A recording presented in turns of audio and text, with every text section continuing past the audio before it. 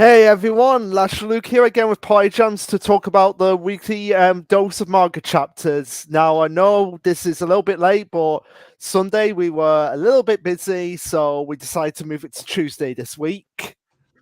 Yep, and thanks for anyone who stops by our unusual day. And Hayes, if you're still in the chat, thanks for stopping by real quick. Yeah, thanks for stopping by, Hayes, and hopefully people who saw my tweet that I tagged them in will be able to join us. But yeah, I guess which series do you want to start with? Start with this week because honestly, they were all quite good this week. To be fair. Yeah, it was overall a solid week. Yeah, I have like three tied for, well, not fully tied, but close ones for chapter of the week. But I'd say, I guess we usually start with the newer one. So let's start with Duran Duran. All right, we could do that one. Yeah, I also picked that partially because we got Duran Duran's first volume just started going up on sale. Not the best opening day, but we'll see how the numbers turn out. Yeah, we will.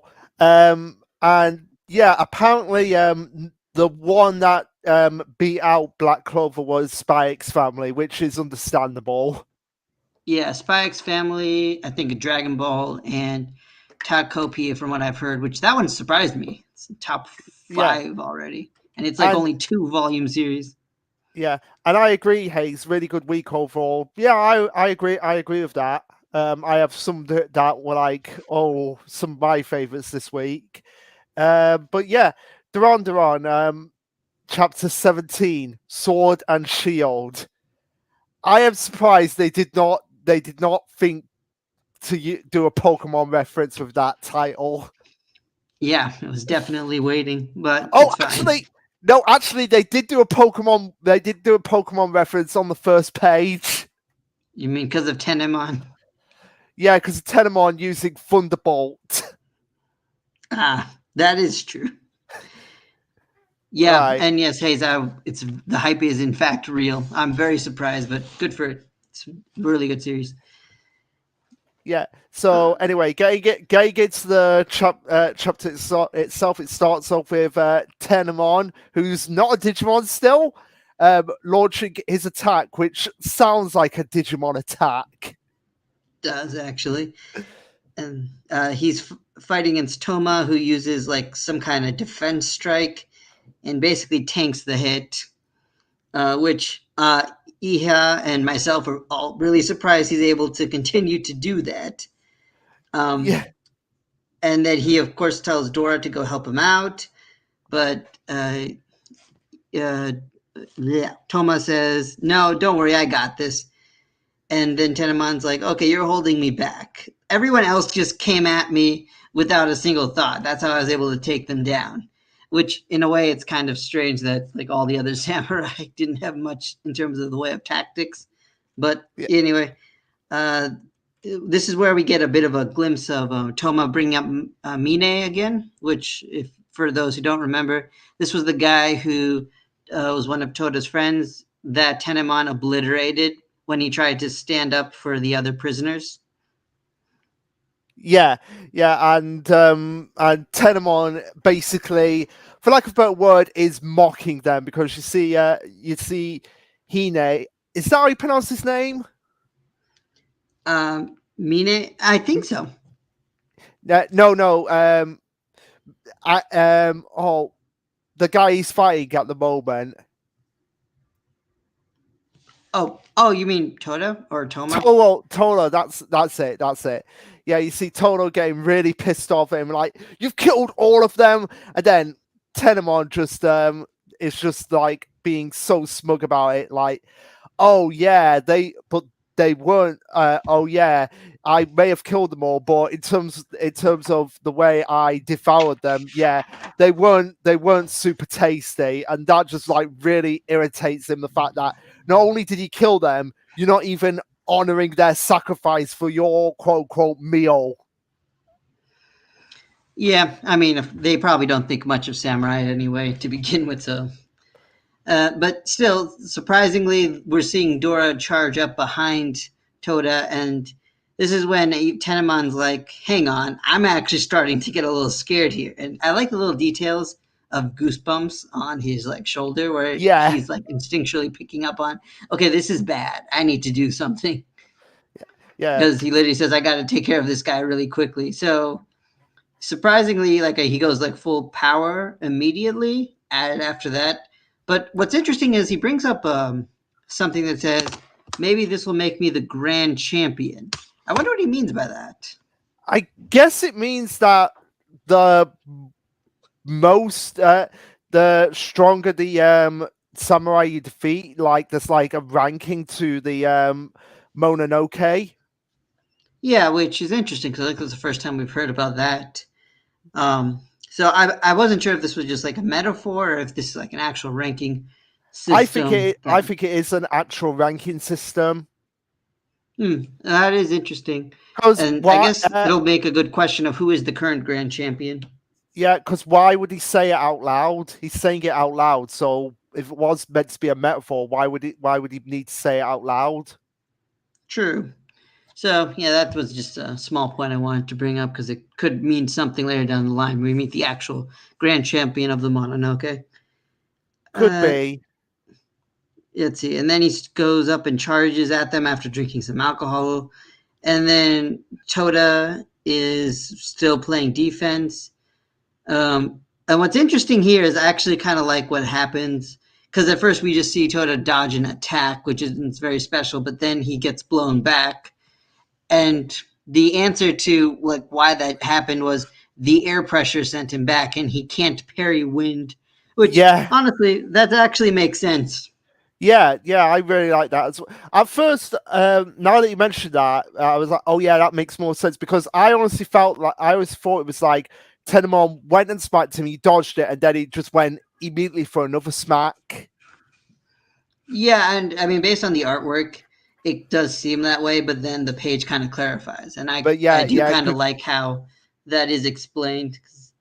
I'm not yeah, sure how he's going to be more vigilant of the wind, but at the same time, it is very surprising how much damage Toda can take.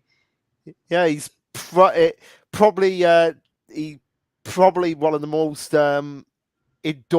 endurance-based characters, which begs the question: Toda versus Taiju, just in terms of endurance alone. Yeah, I was thinking the same thing. I mean, I guess theoretically it should be Toda considering his actual, supernatural energy, but I don't know. Taiju's pretty tough. Yeah.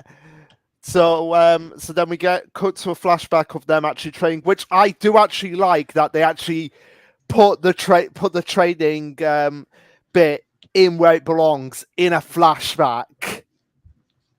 Oh yeah, because just for reference, in other series we've talked about, Luke does not like extended like training arc chapters because especially like early on in the story. Yeah, so the fact that it's actually being reserved now for a flashback is like, okay, this is something I can get behind because it's not like, um, because the thing with training montages is that, not training montages, just training arcs in general. I feel like they just bring the story to a halt, if that makes sense. Yeah, and I mean, I can agree depending on how it's done, that could happen. The thing is, though, I feel like if done well, depending on like how or slash what they're training towards, it could still be interesting in terms of like expanding a power set or power system. But in this case, it definitely was the right move. Yeah.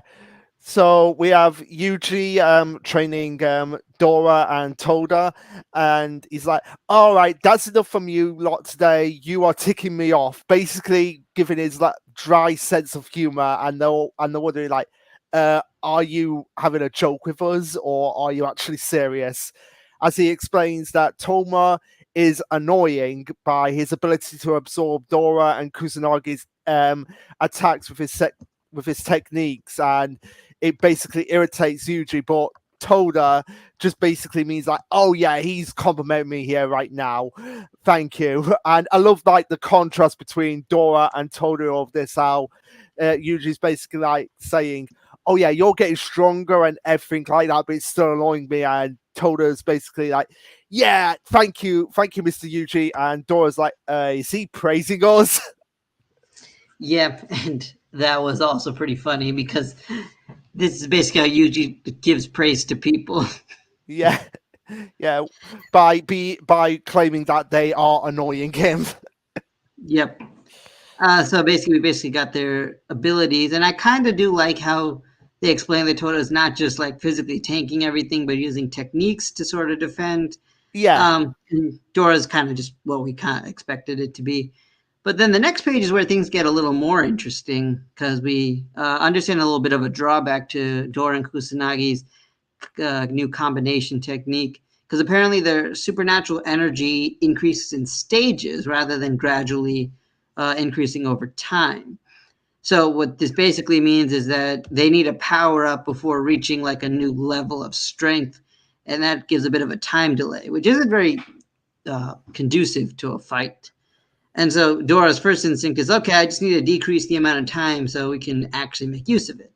Then Tota's like, okay, no, I'll just be your shield and buy you guys time.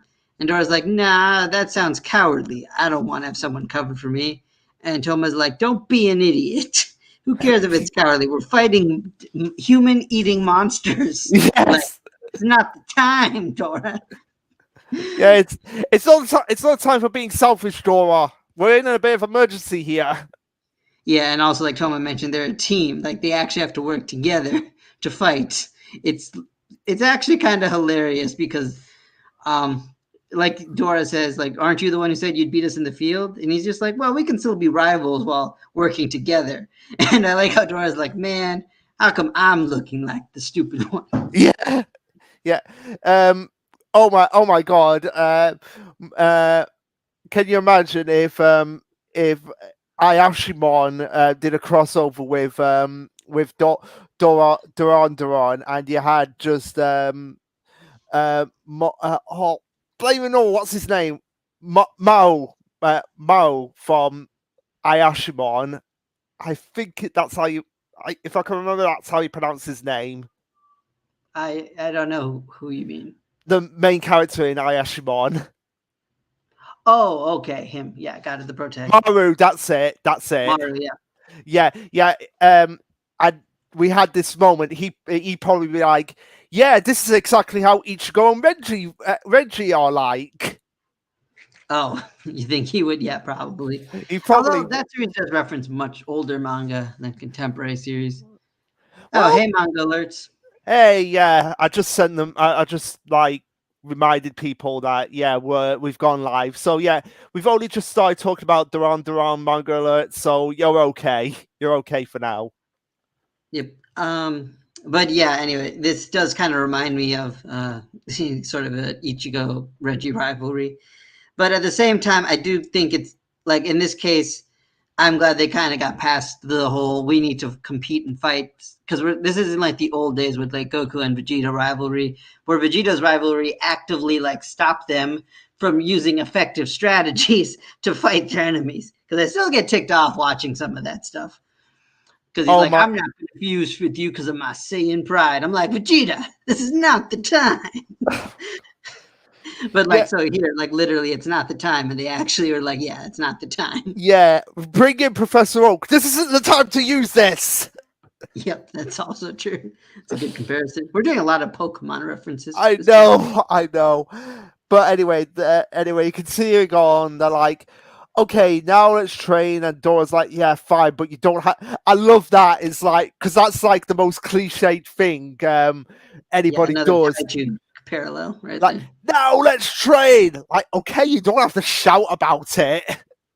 Yeah, but Yuji's like, I just told you guys we were done. Yeah. Yuji just gets like no respect from his team.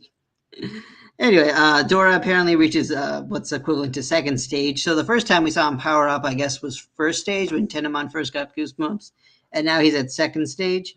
And Kusanagi is like, "All right, let's go." And then Dora somehow has a he has like a sense that they need to keep going to a higher stage, and we can see like his nose bleeding a bit. So this is actually having a physical effect on him. Yeah. Probably a limit to how many stages he can use, which is, of course, we just got introduced to the power system. Um, so we're not really sure what he can tolerate, but I do want to talk a little more about that a little later. Okay.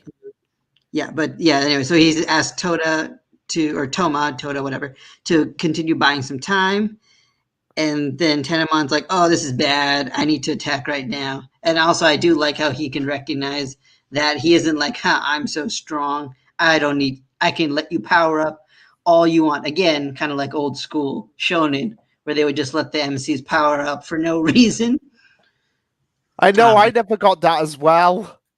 yeah. So again, this is one of the things I like about Duran Duran because it does combine a lot of the older standard tropes, but additionally with the modern setting up, this is not what a rational person would do in this Yeah, situation. yeah, it's like it reminds me of going back to the Digimon reference, Digimon the movie. Have you ever seen the Digimon movie? We're talking about Summer Wars, Summer like the Wars, yeah, the yeah, Our War Games bit of yeah, yeah, Digimon the yeah. movie, yeah, Yeah, I love that. where they tried to digivolve and Diaborama was like, "Yeah, you're not going to digivolve any further," and just basically cancelled it out. It kind of reminded me of that. Oh yeah, yeah. I haven't thought about that movie in forever. That was a good movie. Yeah, But yeah, um, anyway, so then we Tenemon actually gives us a bit of a glimpse into the Mononoke world, which again reminds me a lot of Hueco Mundo. I don't know yeah, about you, but I got major yeah, Hueco which Mundo. kind of like goes against my theory of this world being the Mononoke world itself. Yeah, which I mean, I kind of expected because Hige Hishe, if I'm saying his name right, did mention something about a Mononoke world before. So I kind of predicted that. But at the same time, I think what our original thought was with that theory is that maybe Mononoke also presided in this world before humans came in, like if this is an Earth, so to speak. But at the Okay, same time, we don't know exactly why the Mononoke are fighting the samurai just yet. I mean, I think they just eat people because they eat people, but the other part I don't know.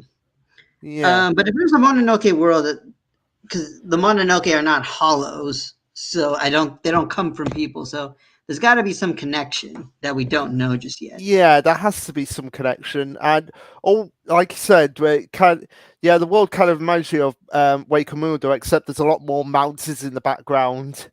True, Wakamoto is much more desert-like. Yeah, Anyway, so then we get Toda getting tanking like Tenemon's strongest hit apparently, which again, it this is apparently the technique he can use to kill off like any Mononoke, and presuming he's like among the strongest ones, at least as far as we know. We don't know for sure, but we're assuming. Then it's surprised that Toda can actually survive this, even if he tanked it. But apparently he got sent away, but he survives this somehow. yeah, but he does say he can't absorb its attacks. Yeah, which I mean I think is fair. At some point it would just have been ridiculous. Yeah, And but then Dora reaches third stage like right there and then they go. Tenemon and Dora go for a clash, and I love the way this is like just paneled, where I've never experienced this feeling.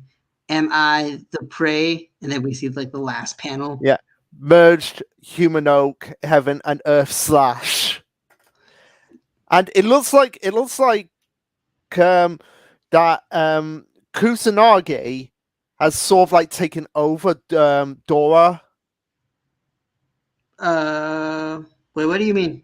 Like with all the energy, because all the energy is coming from Kusanagi Yeah, around Dora, and if you look at Dora's eyes, they're a lot more demonic in the last panel. So it looks as though Kusanagi has like physically like taken over his body.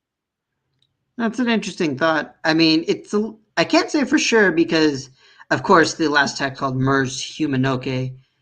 So there's definitely merged to an extent, and Yeah, because they do say merge human oak, so it's possible that that's the case, and maybe the fact that they've merged that's brought out Kusanagi's inherently demonic Mononoke personality, if that makes sense. interesting. I didn't think of that. That could be one of the consequences of them going to higher stages potentially.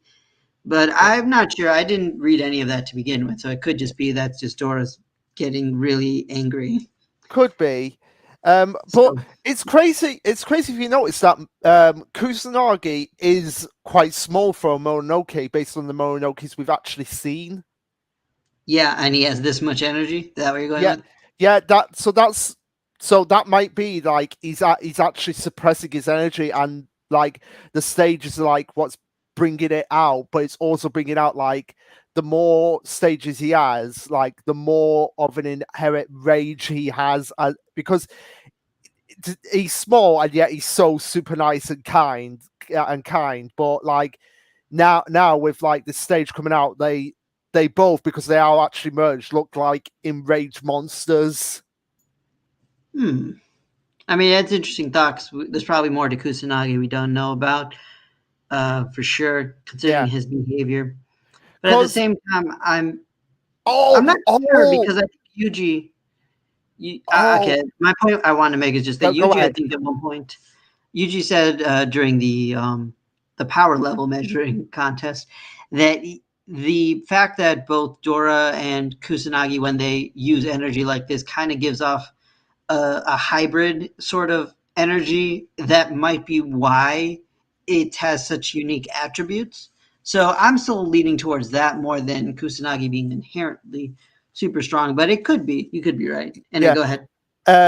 But before I do that, before I go over my thoughts, Ann Arbor, hello, my friends. This is a spooky greeting. Ooh. Uh, but no, my thought process is that this reminds me of when Kenpachi went Bonkai in the final arc of Bleach. Okay, but how exactly? Like just the fact that he became just like this enraged monster. Oh, okay. Yeah, I mean, to yeah, be fair, Dora slash Kusanagi, whoever's talking right now, they still have some sense in them because considering they said thank you to Toda. So I think there's still sound in mind for yeah. now. For now. But what happens if they get to fourth stage or fifth stage?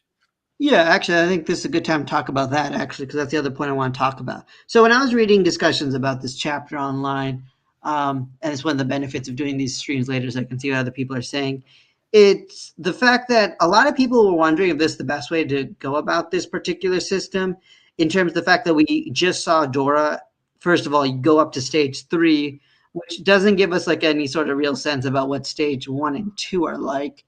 And then two, the fact that he already reached a level of power where he could one shot Tenemon kind of shows like, okay, our protagonist has already kind of pushed against like, because before this, Higehishe, again, if I'm saying his name right, he was kind of our power ceiling where it's like, okay, this is how strong Mononoke can get, and this is how strong samurai officers like Yuji can get. But now that Dora's kind of reached a point where he can get past that ceiling, we have a potential risk of power creep because Dora is like could just solve a lot of problems potentially by just going to, like you said, stage four, stage five. So then the question becomes how many stages can he possibly get to and what are the consequences of it? And I think that's one thing I will say, like, A, we don't know what the consequences are. So I'm not ready to completely say like this is power system is dumb until we see what are the other side effects besides the time delay and the physical effects. It could have some mental effects like you were bringing up. And the second Yeah, thing you like about this power system is since they're in stages, it's actually really nice for us as readers to use as power scaling. Because right now, because we know that Doras himself said, okay, we need to go at least stage three to beat Tenemon, that means we know Tenemon is, in terms of power scale, equivalent to stage three Dora Kusanagi. Um, which means that when we fight other enemies, we can kind of scale of how strong they are. Because I think we talked about that. What are we going to do when we reach stronger and stronger enemies? Now we kind of have a way to gauge that strength. Uh, but the last thing I want to say, I'll let you talk, Luke, yeah, is the fact that I hope Dora's from now on isn't just relying on these stages because I think the biggest opportunity the series has in terms of its battle, or I should say, in terms of Dora Kusanagi's battle capabilities, is the fact that Kusanagi can transform into other weapons, like we were talking about before. Because if Kusanagi can transform into different weapons, Dora will be a much better asset to them because everyone in this world just uses like swords, basically. But Dora can use any kind of weapon that Kusanagi can turn into, like that time he turned into a fan. So I'm hoping we rely more on that in the future. I'm okay with the stage system for now, but I want to expand on it, and I also want them to go back and do more transformation stuff. Okay, now go. Yeah, I agree. I agree with what you said there, but also I feel like the consequences for all of this is probably it's going to take a mental toll on Dora, because at this point the when we've seen them like getting really like in this enraged mode, even though they have some semblance of control, they don't tend to think straight. Like when Dora got mad the first time, he wasn't thinking straight, and it ended up backfiring on him. So I feel like that's probably going to be like the main consequence. Like if this is where we're going, like with fourth stage and fifth stage, and he gets really super like demonic and monstrous, it takes away all semblance of its other senses, so including the sense of like thinking, and he's probably going to be fighting with more instinctual rather than more tactical, and that'll probably backfire. So I feel like that might actually lead into them like, okay, we need to figure out a way to get all of this under control, because if you go into this rage mode again and something happens, you could end up dying. Yeah, that is true. And I would be okay with that being a consequence because I think it's going to be a more interesting way to go about it.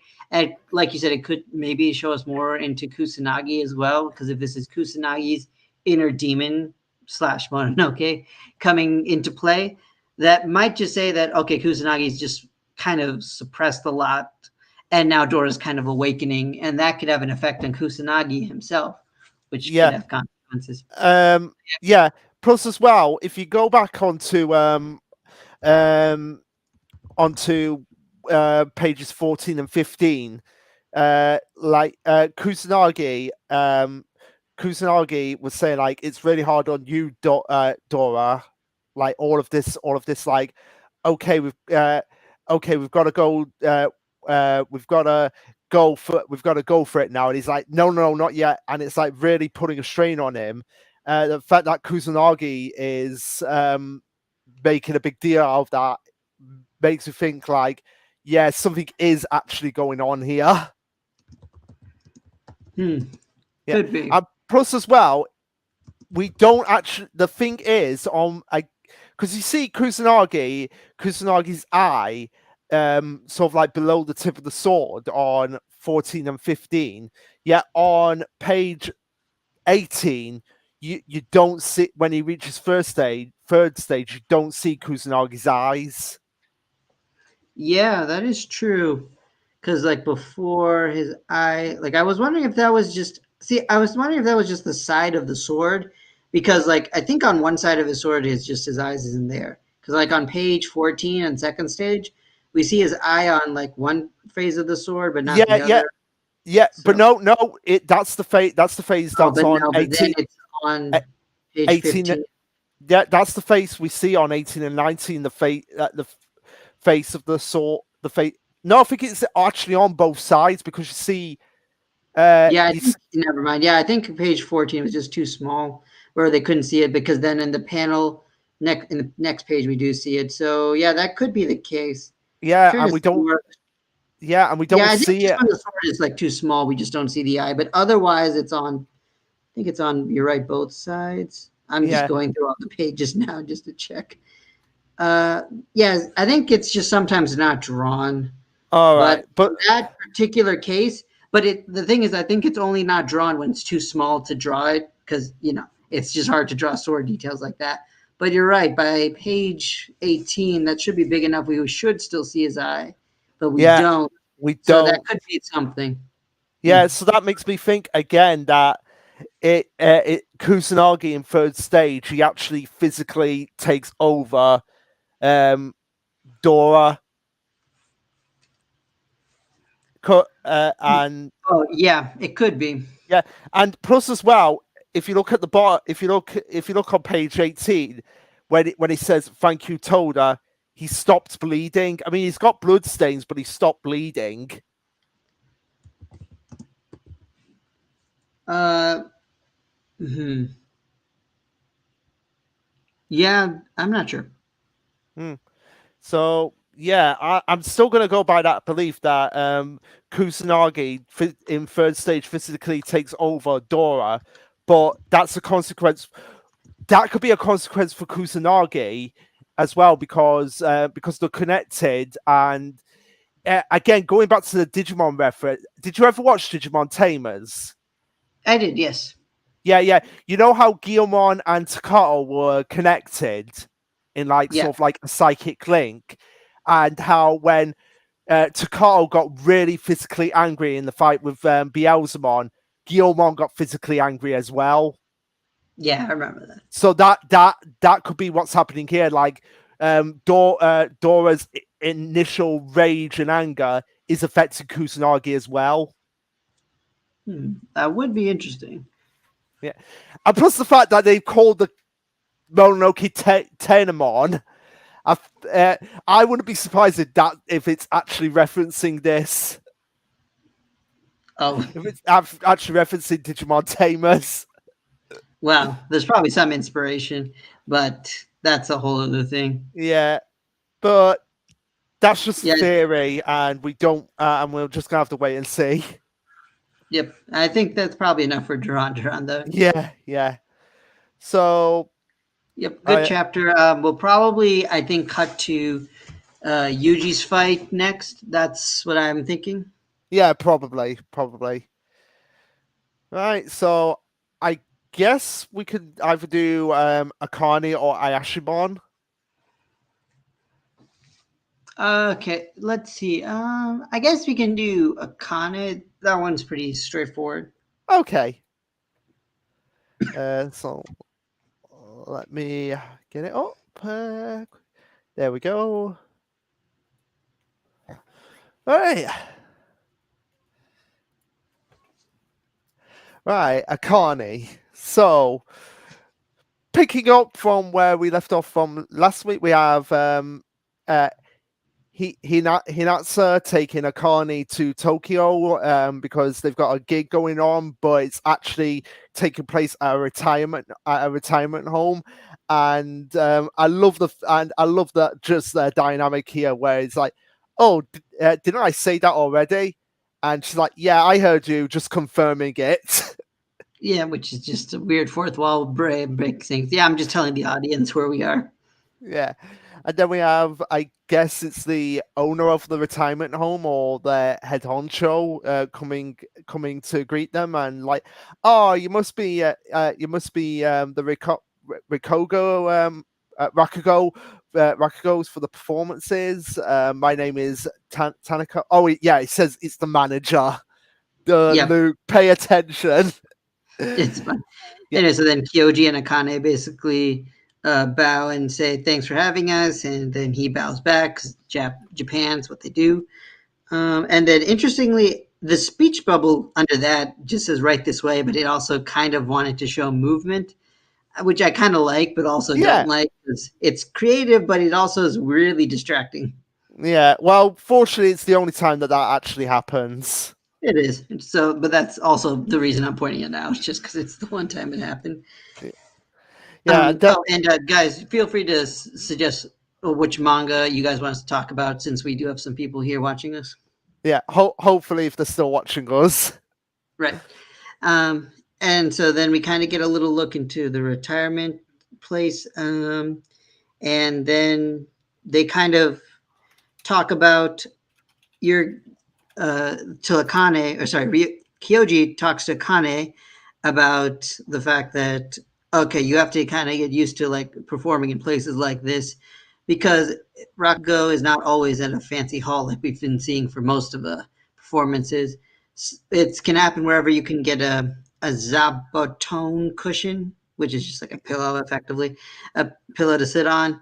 Depending on the client, you could go to school, a prison, or anywhere in between. And I was seeing some discussion online where someone was hoping that this was actually foreshadowing for places she might actually perform, like a school or even a prison, because that This would be might kind of interesting. that would be interesting, and I wouldn't be surprised if that is actually foreshadowing because that will give Akane very different audiences to work with because of the fact that if it's in an elementary school, you'll probably get the bratty kids who are like, oh, why do we have to sit through this? Yep. And if you're in prison, you have to like not be intimidated by prisoners. Yeah, not be intimidated by the prisoners who are probably half related to the student council member from Witch Watch, literally called Psycho. Yeah. Well, we'll get to which Yeah, watch. yeah, we'll get to that. We'll get to that. But yeah, it's pretty. What he says here is actually fair. Is actually very relatable to me personally because I've been in that situation. Not the prison and the elementary school. Well, I've done performances in schools before, but not in a prison. Okay. That's actually good to know. I was afraid you were going to say you performed in a prison. No, I didn't. But I've been in very different performance spaces. Like a couple of weeks ago, I did one in a community center. Oh, nice. Yeah, that's probably pretty similar to what we have here. Yeah, Except like an older audience, of course. And what's interesting is apparently Kane has like no qualms or fear of being in a completely different location. And she instead says, "Oh, it's kind of cool to see what my audience lives are like." And normally we only see them in a hall. And I guess this is just the story's way of saying she's had some character growth because she's starting to like take into account the audience she's seeing, and that in itself is already affecting how she wants to perform. So I think that was a pretty nice way to do it because she says I was really enthusiastic about giving it my all, but now I'm just hoping they enjoy the show. So a nice little bit of character growth there. yeah, I really like that as well. And again, it just ties back into because we get a lot of we get quite a few flashbacks in later in the chapter to what the manager of the bar that she was working at was trying to teach her as well. So it's kind of nice that we actually have that connection as well and how it's really affected her. And also it's sort of like affected Koji in a way as well. Yep, that's true. And so Akane basically just gets to play the opening act for like 15 minutes. So that's all she's really doing. So then Kyoji's like, okay, show me what you learned from your time at working as a waitress effectively. And then she's basically going up there to, as a token of appreciation, I'll rise to your challenge with style, basically just to show what she's learned. And it's actually kind of interesting that she's on a table with that cushion, Zabaton cushion, apparently. Yeah. Which I don't know about you, but Rakugo aside, I'd be very nervous about kneeling on a table like that. Yeah, I would be very nervous kneeling on a table.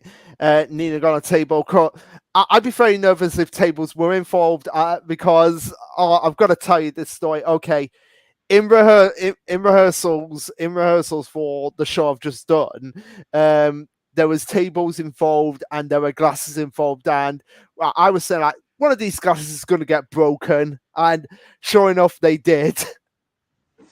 Oh yeah, yeah. Tables are not stable places to be on.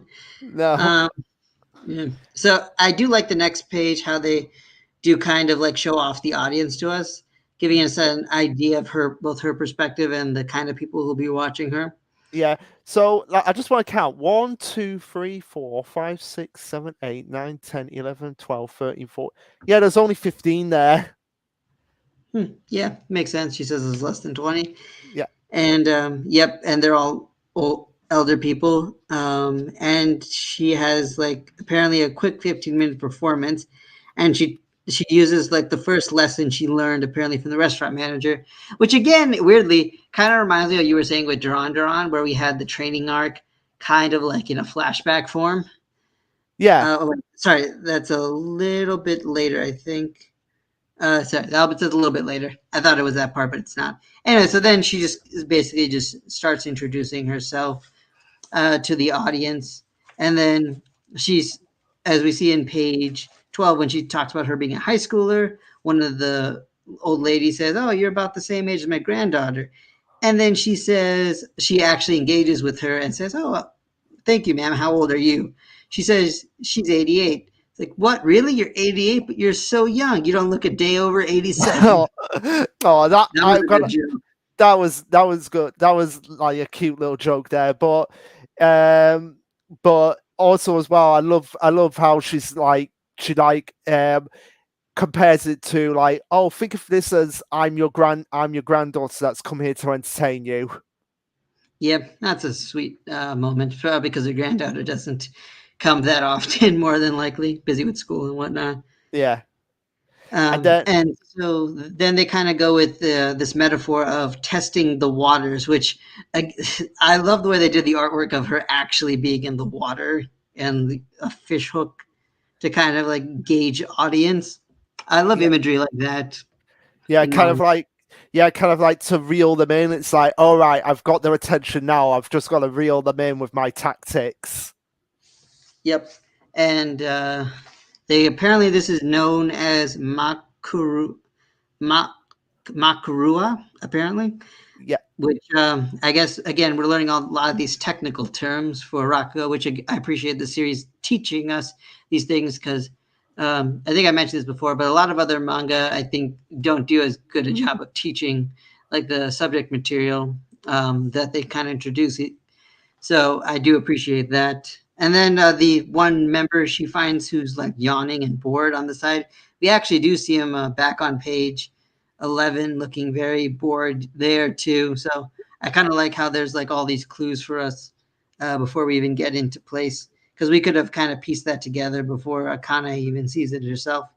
yeah, and this was what I wanted. This was the part I was getting to because in my last show there was kind of like a moment like a moment like that um where there was this audience member who yawned, and I was just in my mind, okay, I've got to do something about that. And once I was doing my bit, they were like sitting up at that point and paying attention.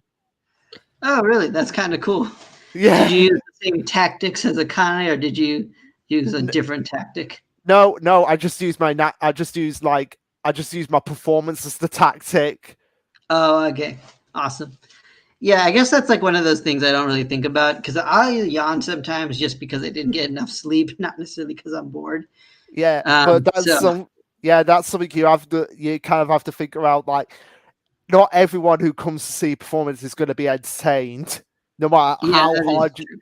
how hard you try. Yeah, I mean, I think for me, like if I was ever dragged off to go see something rather than choosing to go see something, I wouldn't be too like happy to be there. So it's kind of great that Akane like uses like a feature she apparently learned from the restaurant. And this is what I was getting at in terms of like a flashback training thing. Because we see that Kane just looks at the guy and then gives him a random smile, which makes him happy. And it's called last eye contact. Yeah, And the basic idea is that it's something flight attendants use to look into someone's eyes and smile as they turn away and to leave someone a good impression. Now, to be honest, I feel like this tactic is sound a little bit to me more like flirting than anything. I don't know about you, but that's how I took this way. And I'm like, I don't know about this, but I guess it would work technically. I guess what he's trying to say is that it's well, here's the thing. It's not just like flight attendants use. Like any customer service could do it as well. Just give the customer a smile as you turn away, and like, okay, they've got my best interest in mind. Yeah, I mean, I guess so, but in this case, it feels more just like uh, a tiny bit of just like emotionally just trying to prod the audience, which I guess is nice. It makes sense that it would you would do this and get someone's attention. I Uh, guess. but then Kyoji says, "I barely." Yeah, skipping all that effectively. Kyoji says, "I barely recognize her.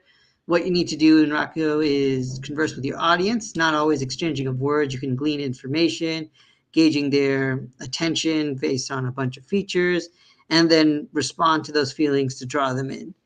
And Yeah, yeah, oh, and go that ahead. that yeah, and that makes a lot of sense because you always because a lot of the times the most effective way to engage with the audience is not with words but like with his sort of facial expressions as well.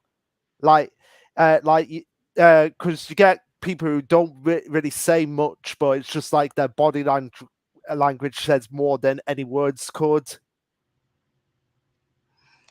Yep. And I do like how they really explore this element of the story. They take the time to explore it.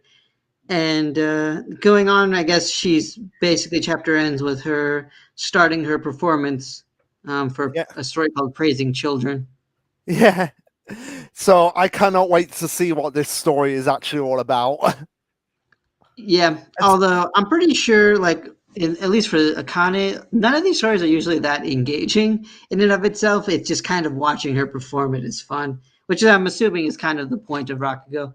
yeah, yeah. But it's The other more thing see is, it than anything. Go ahead. yeah, the other thing I want to say was I'm going to be interested if she's going to adjust her performance while she's going about it, because so far I think a lot of what we've seen with Akane in the past is she's just kind of using all her skills to put on the best performance she can. But now that she's gauging her audience, I wonder if she'll adjust her performance accordingly with what she sees. Okay, yeah. Sorry, I'm just like looking at Yeah. quickly looking at a tweet from someone that sent me. Hey, I had to leave the live, but great discussions, man. Oh, yeah, somebody who was watching us but didn't. I don't think commented. Oh, okay, cool, and that's fine. We know some people just like to watch. With that, there's Yeah, not much to say, but we appreciate you reaching out to us, letting us know. yeah, Um, anyway, so I think that's all I want to say with the Kane. I think you want to say some stuff because you had a recent performance. yeah. I've said that. I've said what I needed to say. Oh, okay, cool. Then are we good with the Kane? Yeah, All right, let's go on to Ayashimon then. yeah. We can do Ayashimon.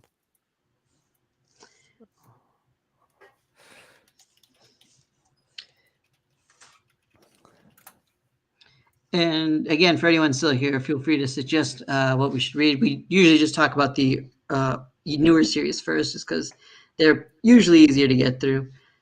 Yeah. Um. I. Yeah, and Ayashimon, the series which we are unsure of at the moment if it's going to survive or not. Yeah, I mean that's true for both Ayashimon and Duran Duran right now, because Yeah. again, it didn't have the best debut rank. But at the same time, like I want to point out with the rankings that, like P6, for example, like when its first volume came out, it was debuted at below 100, which was like not very good. And I'm like, man, this does not look good for this series. But this week it ranked at 18 with its second volume, so it jumped Oh, up from okay. below 100 to 18. And it's not like there's like a bunch of like no nothing series at the top. It's like One Piece, Jujutsu Kaisen, or yeah, I think it's JJK, as well as like Black Clover. Like a lot of really big series are up there. So, and it's still managed to make 18. So Yeah. that's pretty great for it. I'm Yeah. surprised, but it also means that I feel like there are series that can make a comeback. But at the Yeah. same time, it also So kind of shows us the table of contents really does have some indication of how well people are receiving series. So I know we always like to say it's like it's not the be all end all, but it is a pretty decent indicator. yeah, it is. It is particularly when you look at something like um, Protect Me Shigamaru. Yeah, which that's the other thing I want to say. I don't personally remember too often when Jump acts like multiple series at once. So I feel like Shigamaru is definitely going to be the one to go down first. I know it's a gag series, but even for a gag series, it's like below like 200. That's got to be like garbage even for a gag. So I feel like it should still get axed first. Yeah. Because like Ayashimon still did okay, not great. Duran Duran, I don't know. We'll see when the numbers come in. But Yeah, we will. But anyway, getting into the chapter itself, we have continuing on from the last chapter where the Todoroki Alliance is taking Uru, Maru, and Ten away with them, and saying like, "I know next to nothing about," and Uru's mentioning like, "Oh, she doesn't know anything about." Her father when he was the face of Kubonachi, and she didn't bother to learn and just drowned herself in the need of revenge. So she's like, oh, tell me who was Kyle. Well, he was basically a dragon who was only. Oh wait, wrong series. I had to Yep. make that joke because it sounds so similar to Kaido from One Piece. That's fair, but I also don't know too much One Piece to really Yeah, get that joke. and also the Hey, Rex. fact that oh hey Rex, Yeah, we haven't talked about Undead Unluck just yet, but we do have quite a few thoughts on that yeah on the we chapter do this week. we do We can talk about that so one next if you want. yeah, we can talk about the one next. We've only talked about Duran, Akane, and now we're talking about Ayashimon. Yep. So then with Ayashimon going forward, yeah, basically Todoroki, or not Todoroki, Koton kind of Kotan, gives yeah. us a bit of a flashback of when he first met Kyo, and like they got into a fight effectively, and they're losing the fight unsurprisingly. And no need to apologize, Rex. I'm just letting you know. We will definitely talk about Undead Unluck though, so feel free to stick around for that. And then Kyo basically says, "Yeah, no, I'm not here to kill you. We're fighting the same enemy time." And I think that was like a great opening line for Kyo because I think this is the first time we've seen him talk, to my knowledge. Yeah, yeah, Yeah, because like that basically already tells us exactly what he's about. Like he wants to make an organization to bring Ayashimon together because as they are right now, they're doomed to fade away, which I think is a great motivation to give his character because we've already seen bits and pieces through like 10 story and whatnot that Ayashimon are disappearing because of lack of human fear slash faith. So the fact that someone was stepping up to be like, okay, I need to bring together all the Ayashimon so that we can stop our own disappearance. And in this case, he just came to recruit Katone and the Todoroki gang itself. And Todoroki, yeah, I have to stop doing that. Katone basically says, yeah, I know. Beat me in a one-on-one. I guess I have no choice. And he's like, nah, that this wasn't a ritual duel. I was just beating you up because without the drums, so it doesn't count, I guess. yes, But yeah, this is an important point. Basically, he wasn't ever trying to force Katone to fight or to like force him into through violence. He just wanted to like come in here, I guess, just punch him out to show a source of strength or something, and then say, "Hey, come talk to me if you want to join up." yeah, and I do like that as well because and I especially love Colton's expressions like, "Damn, his face is scary," but His face is indeed scary. yeah, but actually quite a swell guy as well. And they eventually all came together, and that birthed the Emma Syndicate, and they were renamed from the Todoroki Gang to the Alliance, and acted as the auto in industry union under the umbrella of the Emma Syndicate. And we and it eventually after a while, Colton eventually came to accept Koyo as like he was his father, to the point that 10 years after the birth of everything, he gets his motorcycle. Yeah. Oh, yep. And I also wanted to just mention, Rex, we don't really usually talk about the Jump Plus chapters, but we do. I do read them, a lot of them actually, not all of Yeah. them. But My Ex Family had like a really good chapter this week, probably one of my favorites in a long time. Yeah, well, it has been a long time since the last Spy Family chapter. Well, that is true, but also the last couple chapters. I mean, like I really like when the story focuses on its war themes. So that's why I thought the last chapter with Twilight's backstory was really good. I mean, I also don't know why the author all of a sudden decided, okay, now I'm going to do an actual good story chapter to do more with my characters rather than random nonsense. Yeah, yeah. I But feel like whatever, we that's got it. yeah, I feel like that's kind of the reason why I'm kind of like a bit indifferent at the moment to Spy Family. Yeah, I don't blame you. A friend of mine we were talking about the anime we were going to watch this season, and he's like, "Oh man, I hope Spy X Family is going to be adapted well." And I'm like, "Yeah, to be honest, man, I'm not sure if I'm even going to watch it because Yeah, I'm not even feeling the series enough to like even watch the anime." Yeah. But anyway, getting back to the chapter, we have Kion saying like, "Oh, stubborn sounds good enough to me. He doesn't want to let go of that speed record no matter what." Basically, talking about how the how the what was it he was talking about? They say that the motorcycle is the fastest in the world, but they don't know much about vehicles, and they don't want to let go of the speed record. Basically, um, I guess they're sort of like coaxing Koto into becoming like a speed demon.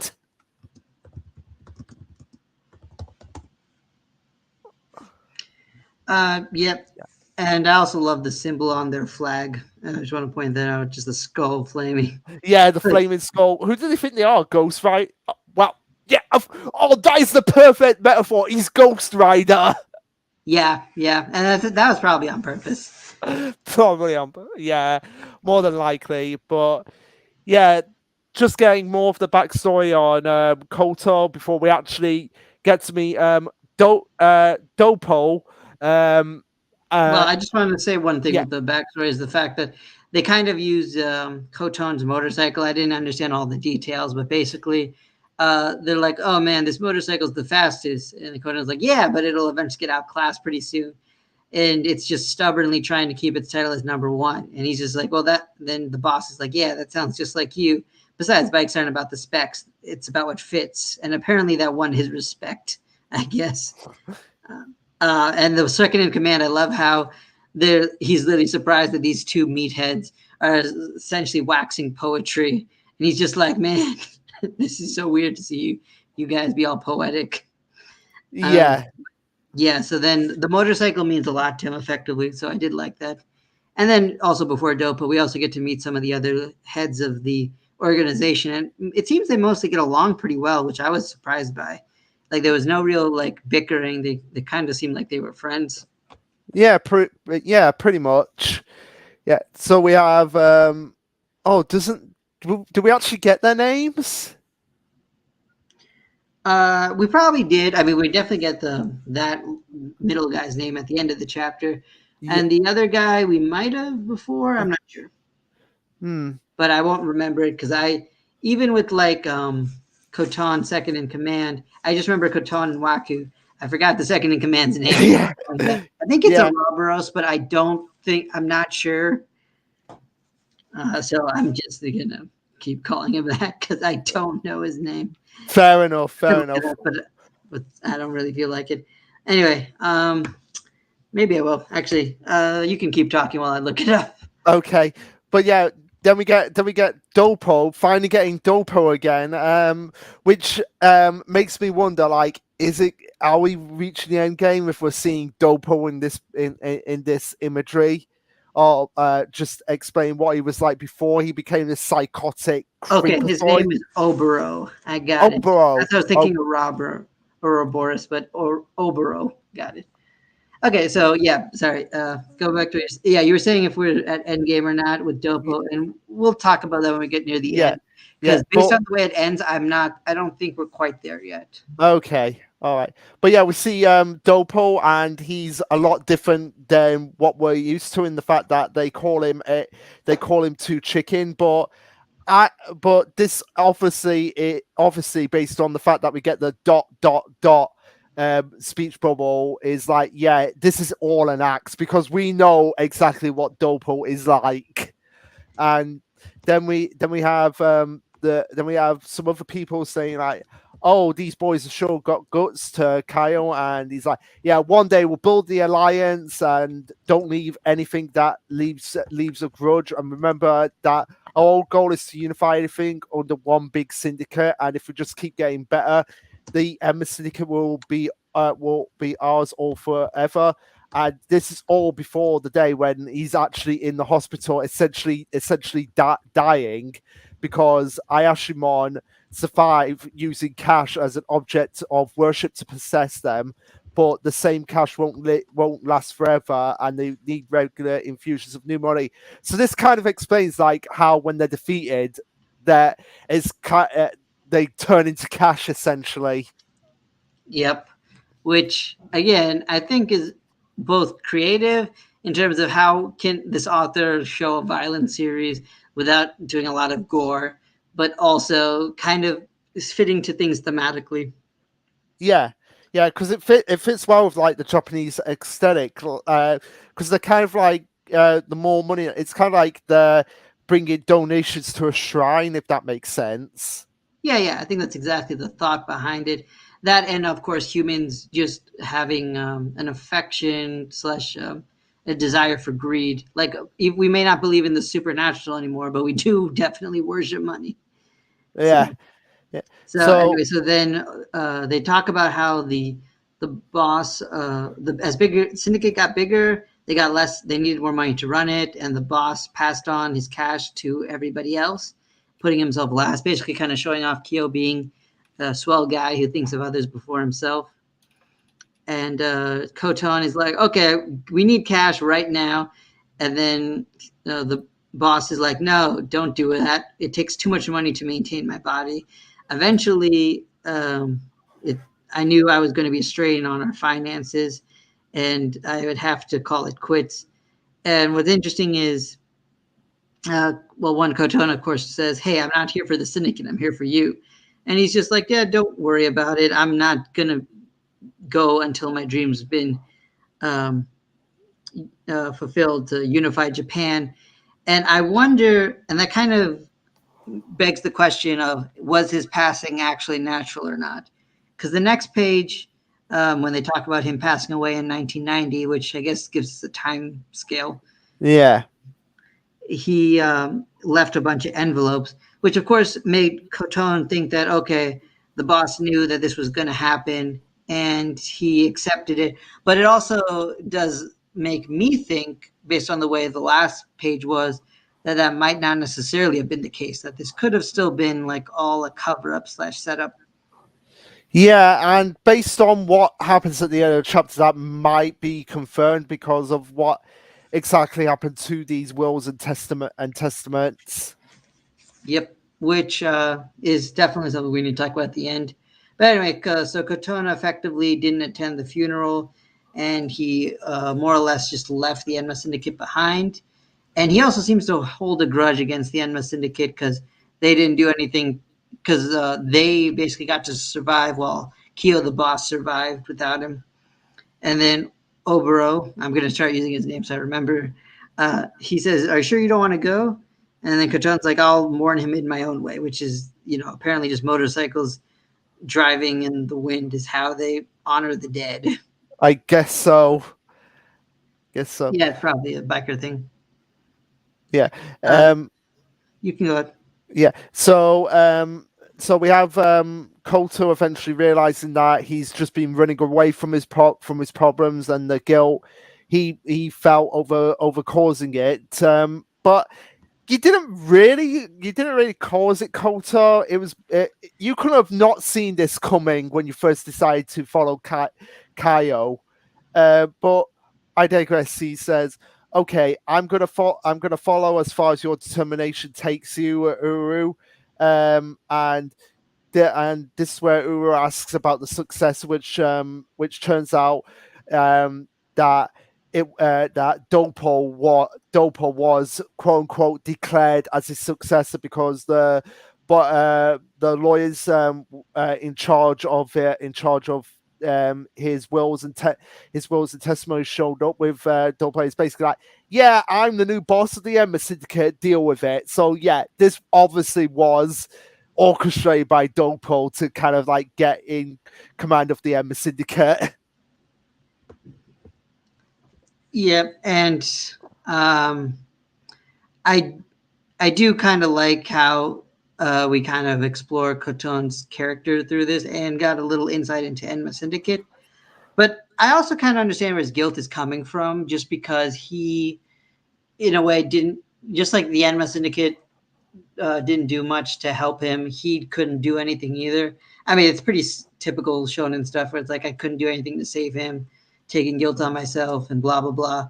But it's actually interesting that he still was able to bring himself back just for his daughter.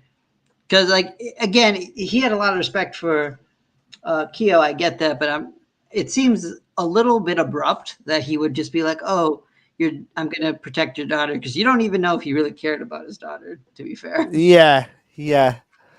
Um, so we are, so we have them saying like, oh, oh, we have no idea how, we have no clue how Dopey Chick. I love how they call him Dopey Chicking. Yeah, turn into the freak he is today, but if he somehow manipulated Boss's death to his advantage, and he's going to pay for it. Yeah, he obviously did, Kota. There's no hiding it. But yeah, but yeah, okay. For a second, when I was reading this chapter before, I was before they explain it all, I really thought that we were ending the end game because of what Maru says of like, right, let's go and ask him directly, and then I'll punch him in the face. Yep, but then they also say it's like, okay, we can't do that because right now, effectively, the entire city's at war because of all the gangs. And I love the imagery on page. Yeah, How they transition from 15 to 19, just showing like effectively the Ayashimon going into war. yeah, but the fact that we're already in a war, and usually war is like an end point. Yeah, no, I see what you mean. And it could be that this series is short lived, but at the same time, they decide that we're not going to just immediately invade the syndicate. Or anything. And again, Koton doesn't like the way Dopo is like forcing people using the rituals because that's not what Kyo would do. But anyway, so then Urara brings up the fact that they need to do more groundwork to finding allies. And this is where we get to like learn the names of all those heads, like I was saying. So let's see. We have Tamagawa, who is like one of the guy with the glasses. He runs hotels and apparently he's just like all finance based. And then Shira, I don't know who he is, but apparently he's just like a loner. We don't haven't met yet. And then we Roku Rogi, who we see at the end of this chapter, Yeah, yeah, because his club got completely wrecked and destroyed. yeah. Oh, yeah. Yeah. I've just noticed that. But again, I'm not. I'm just. It's just like making me think because we're getting the names of all the other leaders like in one chapter.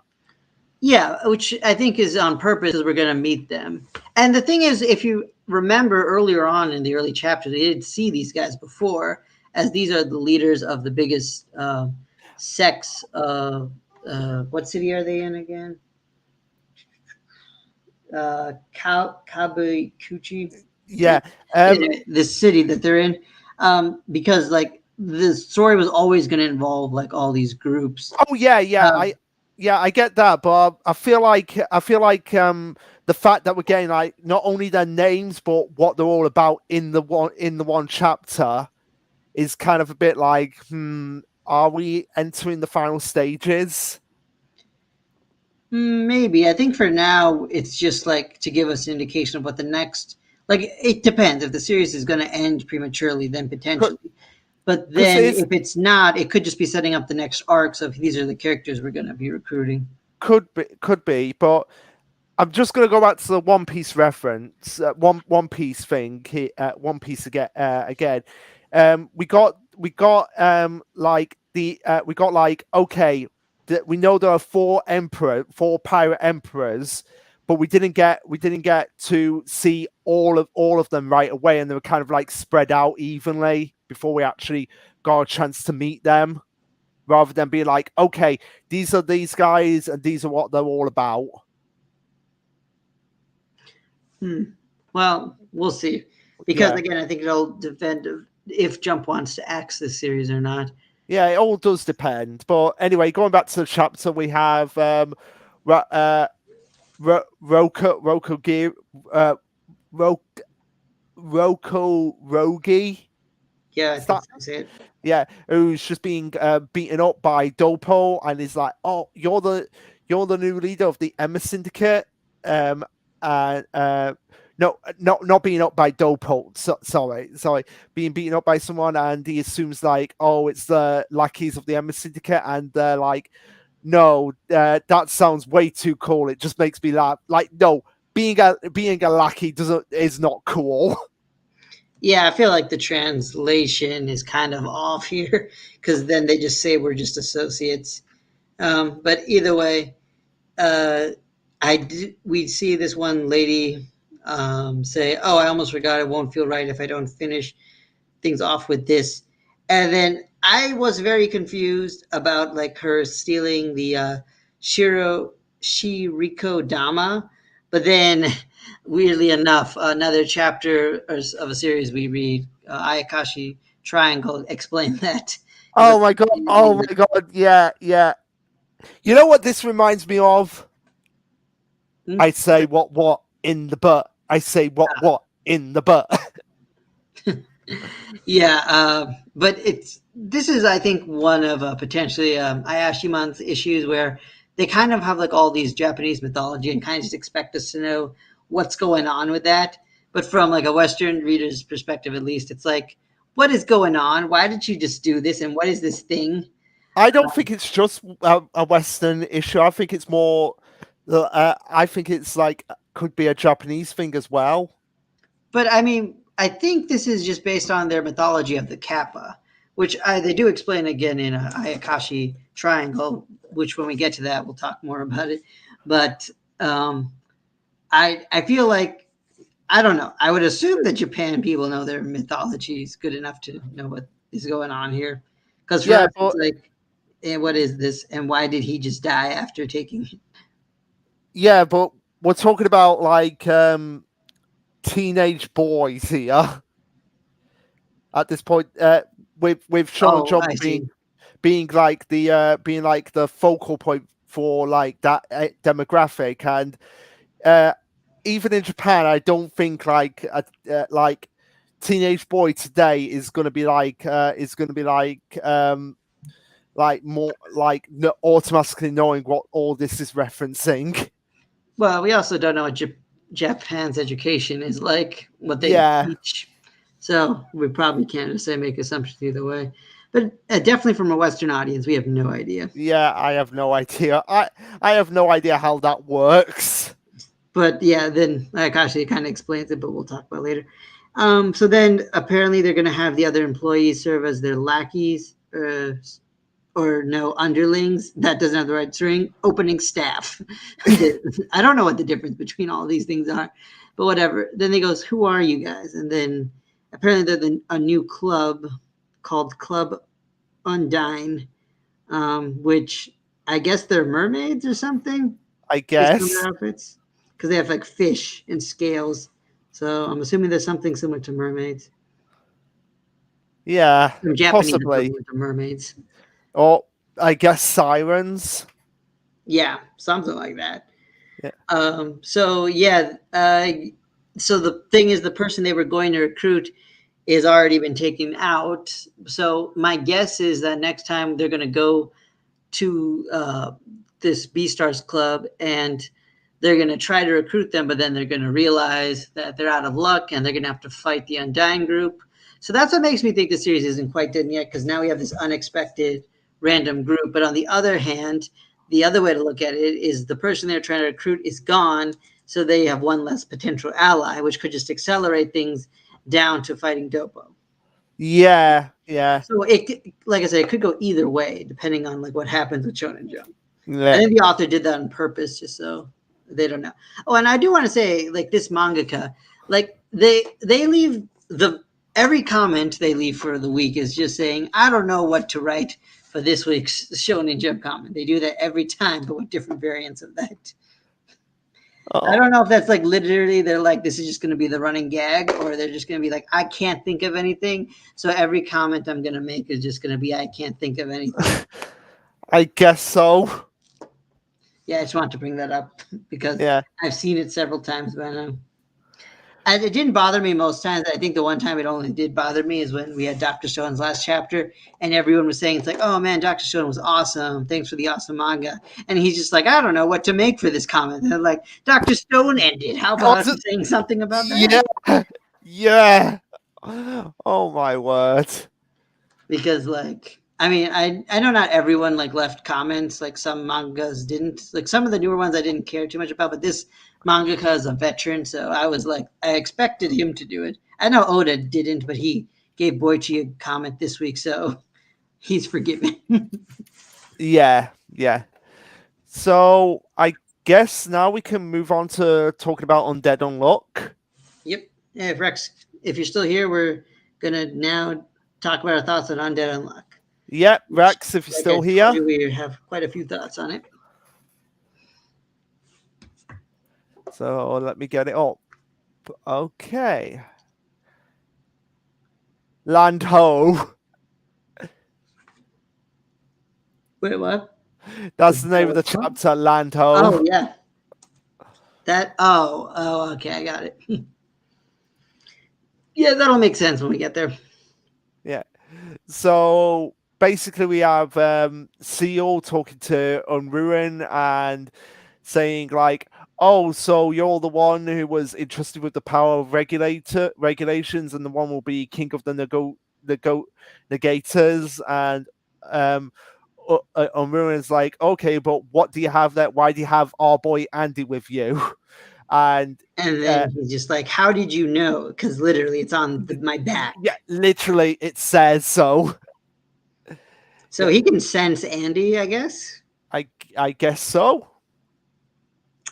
Anyway, so then he's like, "I wouldn't underestimate him if I were you." It's like those tricks won't work on you because if they did, we wouldn't have been sent here. And then Seal is very ticked off at that, saying, "Paltry!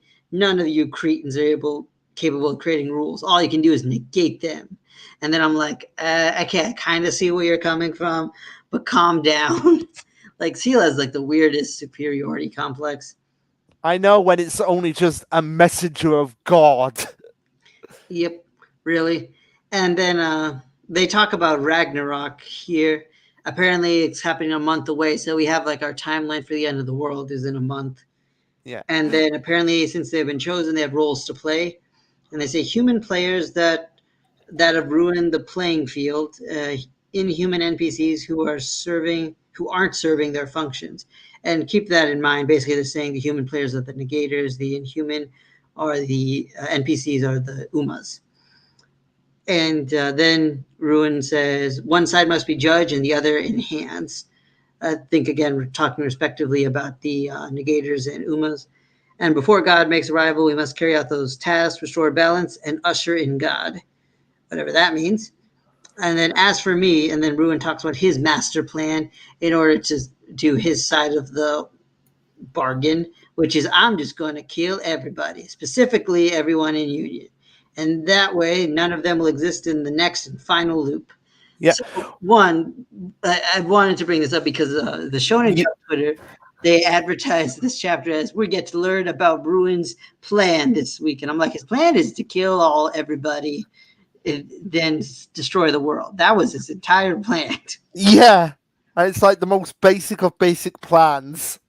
Yeah, but at least what's interesting here is that apparently, well, one, we learned that everything's a month away, and two, we learned that apparently if Ruin, I guess, kills somebody, then they don't exist in the next loop because we have seen that people, everyone except Andy dies. Well, Andy and Juice, when she uses the arc, they die before the next loop. But if Ruin kills them, I guess his power cancels them from coming to the next loop or something. So that means if the next loop happens, Fuku's not going to be there. Well, here's the thing. I was thinking about that. So I think it's specifically if Ruin um, does the killing. I think in Fuko's case, I'm not sure if it's because she got preserved as a ghost or something. She'll be fine. But then we'll talk about how that could be used as a loophole later. Yeah. But yeah, I think Fuko might be okay. Who Um, do if there was any member of the Union to die, who would you say it would be? You're right. That's a good question. And also, I think that's a good point to bring up because I do want some of these guys to die because I want there to be consequences in this story. Anyway, so let's see. Uh, Juice would be kind of pointless to die, but I could see her die just because she's already not going to make the next loop. So I think she'll be a sacrificial lamb. I'm thinking that we will see Tatiana possibly live just because one, it'd be kind of messed up to kill a kid, and two, Well, because technically, Tatiana is not a kid. what is she She's not? not. I don't think she is a kid. How old is she? But also as well, it'll be I mean, kind of maybe she's technically a teenager, but when I say kid, I just meant minor. yeah. But it would be kind of difficult to kill her considering her untouchable ability. Yeah, also true. But apparently, Bruin has a plan for that. I guess I don't know. Nico, I think the characters I'm hoping don't die are characters like Nico and Phil because we didn't learn jack about them, especially Phil. So Yeah. that'd be kind of a waste. Shin. Well, Shin is already dead technically. Yeah. So yeah, that could go either way depending on how that works. And then Chikara, I could see one way or the other. Honestly, I have a feeling they'll survive. And the reason I feel like maybe Tatiana, Chikara, Top, and will all survive along with Tatiana is, or wait, hang on. I think I said some people's names twice. Yeah, you did. I'll just use their names: Unbreakable, Top, Unmove, and Untouchable. I think they're all going to live just because Andy brought up the whole, oh, you guys have feelings and whatnot for each other. So I feel like that's just going to make them live so we could see them as couples eventually. Yeah, yeah. I have a feeling they'll live. Even though they came completely out of nowhere. Yeah, really. So Juice is the big character I can see die, and then the new Untruth, I forgot her name. Miyu. I could Miu, yeah, Miu, Yeah. right? Miu, I could also potentially see her die, if only because we already had her character arc done. So those are the two characters I could see die. I could potentially see Nico die, but I don't want him to because I don't know anything about him yet. And what's interesting also is that he mentions he's gonna. Oh, sorry, go ahead. I was gonna say what about Yusei? Wait, who? Oh, not Yusei. Who was I'm it? thinking 5Gs when you said that. No. Let me go and find who I'm thinking of because there was a character called Yusei. Okay, you looked that up.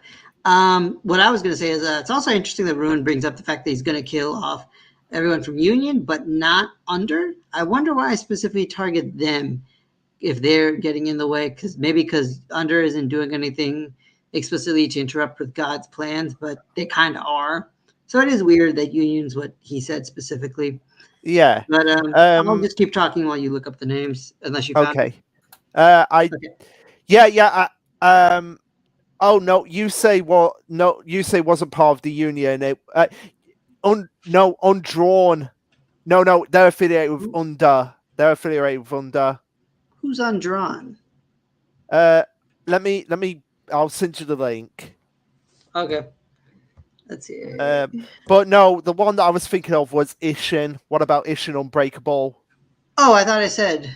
Yeah, because Ishin and Top, Landy said they had feelings for each other, so I think right. I could see them surviving just purely for that. All right. Okay. Oh, okay, that was Controlled Chaos. I got the notification from. Yeah. And then, this one's from you. Oh, Yusai. Oh, okay, yeah. So that's the other thing I was saying.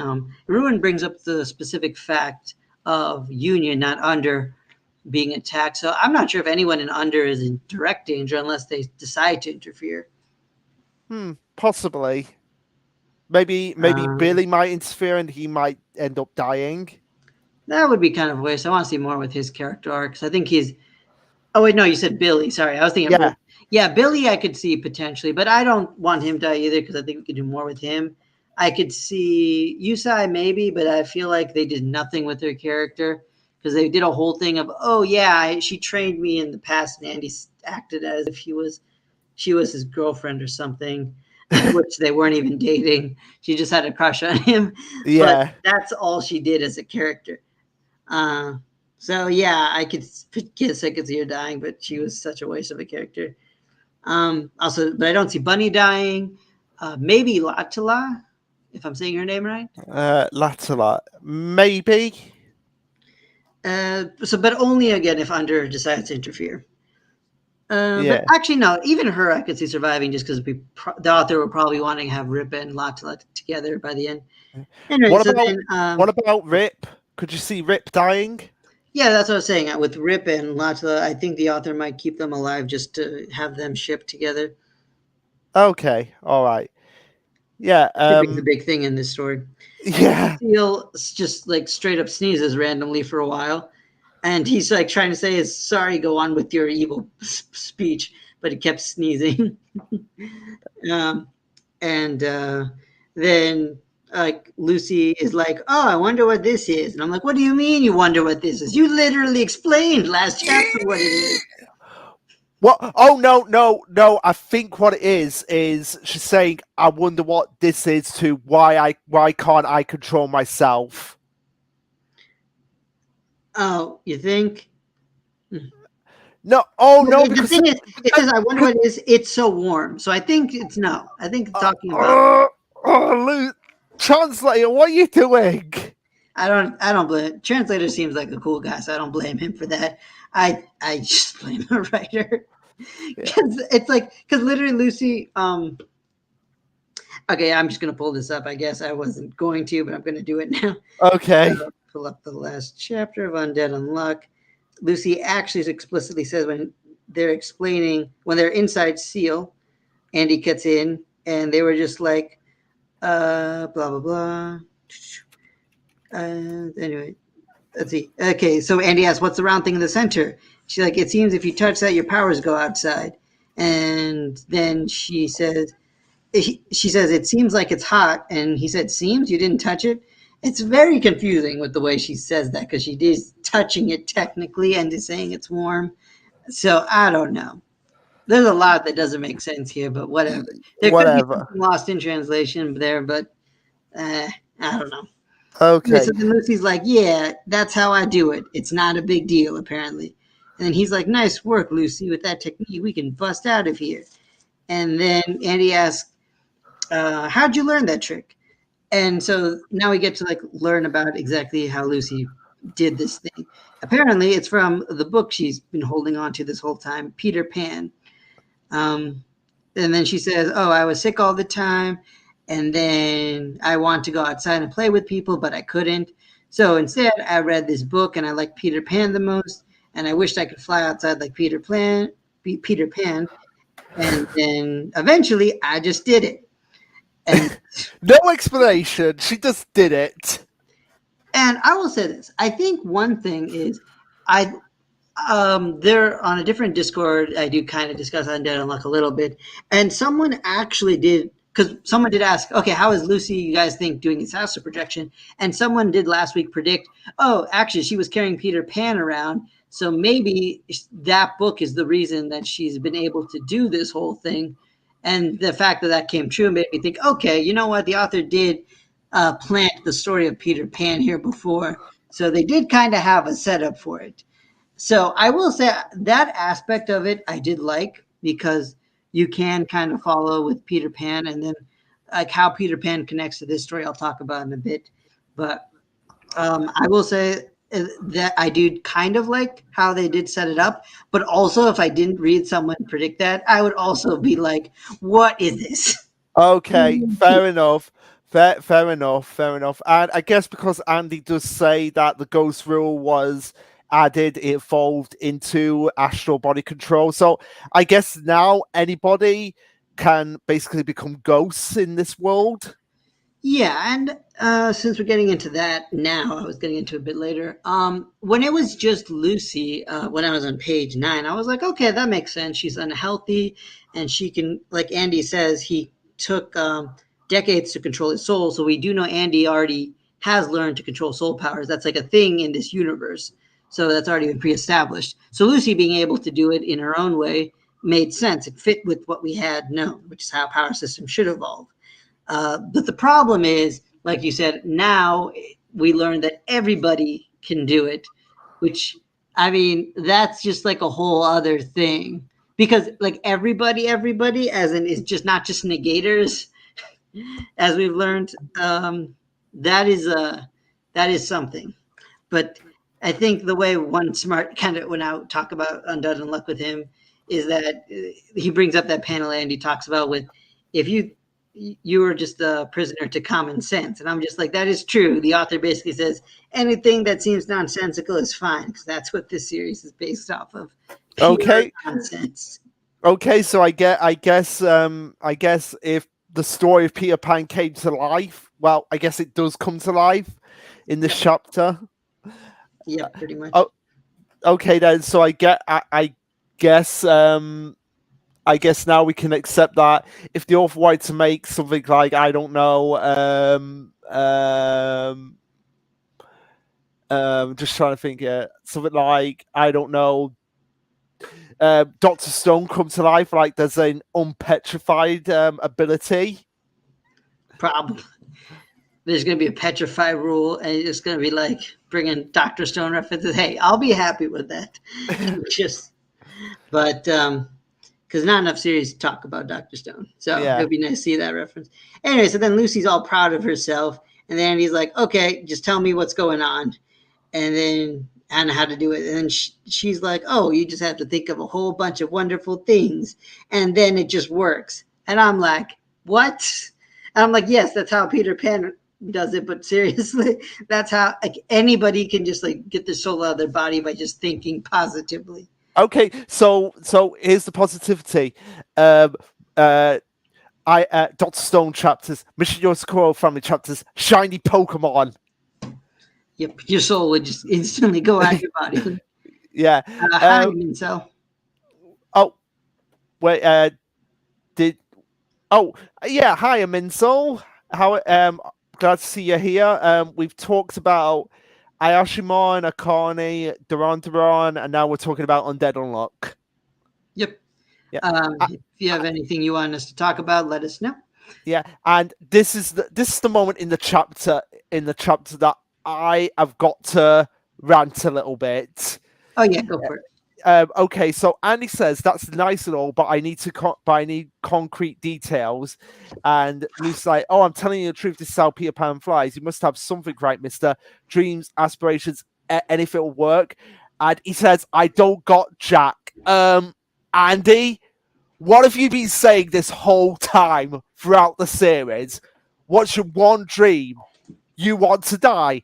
What's your other dream? You want to bang Fuku. So come on, Andy, you have something. Yeah, that is very true, and I will agree. I did find that a little weird, the way they did that. But to be fair, they do at least transition into like what I thought was a very nice moment, because we see Andy basically having flashbacks to his old crew that we saw during the book arc. Funny enough that he doesn't think about Fuku in all of this. The person that he is literally gone off to save. This is true, but I think this is a very specific dream the author wanted us to get across, like a side of him we didn't know. I guess so, but at the end of the day, like, you've got to rescue Fuku. Yep, and yeah, that is like a dream he has. But I guess when they wanted to do dream, they meant like an end goal kind of thing rather than an immediate thing. But that's fine. Either way, going through this flashback, basically two of his friends got married, they have a baby. Then he kind of watches the family grow old and slowly buries each one of them individually as we see them through the generations. And I really liked the way this story was drawn out. And then we have Andy's soul leaving his body, and we see an older version of him come out. And I kind of like the show don't tell of this, because he basically is saying, because Andy, this entire story has been talking about how he wants to eventually pass on because he's tired of immortality. But there's also a part of him that just wants to grow old in general. Yeah. And I love that Lucy's like comparing him to Captain Hook, and then he's like, "Is that a compliment?" Yep. Yeah, Which but I think the Captain Hook reference was a bit forced here because Andy doesn't look anything like Captain Hook, I right? I know, and I think that's why he was gonna like, wait, is that a compliment? But anyway, going back to Minsol's comments, I think he was just thinking logical dreams. Yeah, Yeah, and that's probably maybe, it. maybe. Well, Fuku's gonna die too due to age. Well, he can't. Well, here's the thing. It might come a point at the end of the series with what happened with Fire Force's ending. Wait, did you read Fire Force? I read the ending, so I Oh, kind of know what happened. okay. Where, yeah, so it might be the same case here where all the abilities of the negators actually get taken away. Could be. Similar thing happened in Attack on Titan at the end of that story. Yeah, because the whole dream of like Fuko and I guess Tatiana is to be able to actually hug each other without having to worry about their abilities. Yep. But I got some more endgame stuff we can talk about later. Going on with the chapter, apparently Seal's defense mechanism kicked in, I guess, which now his soul, I think, is now attacking them. Which actually brings up an interesting thing in this chapter that we learn that Umas apparently have souls. And I wanted to highlight this because they are always talked about as these inhumane NPCs that God makes, but they also have souls to them.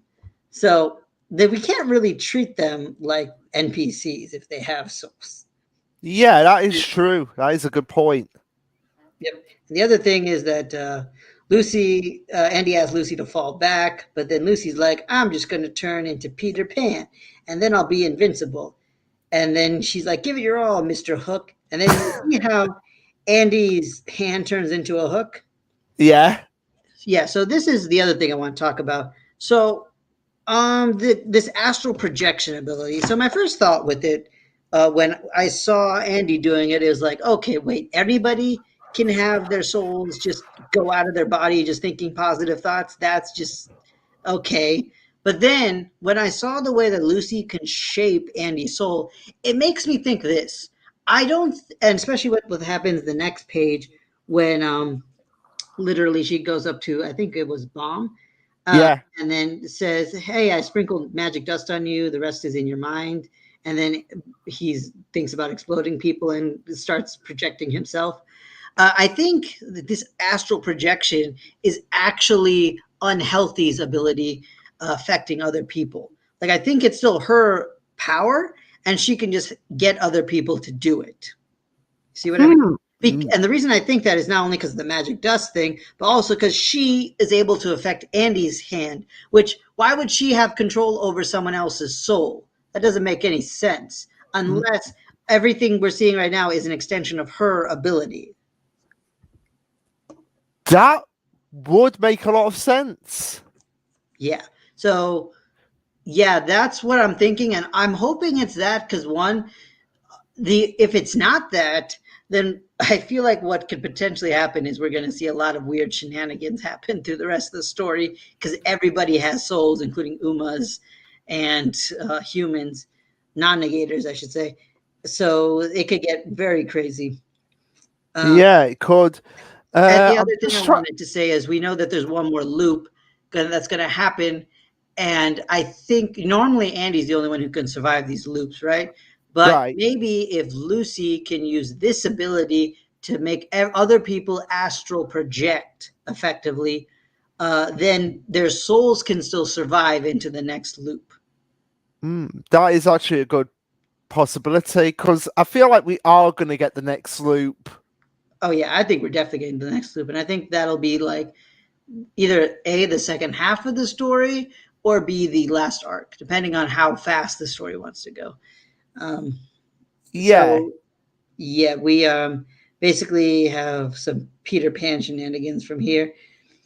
Uh, and I also find it weird the dialogue from here because Andy says, look at what your yippity yapping did to my arm. And like, what?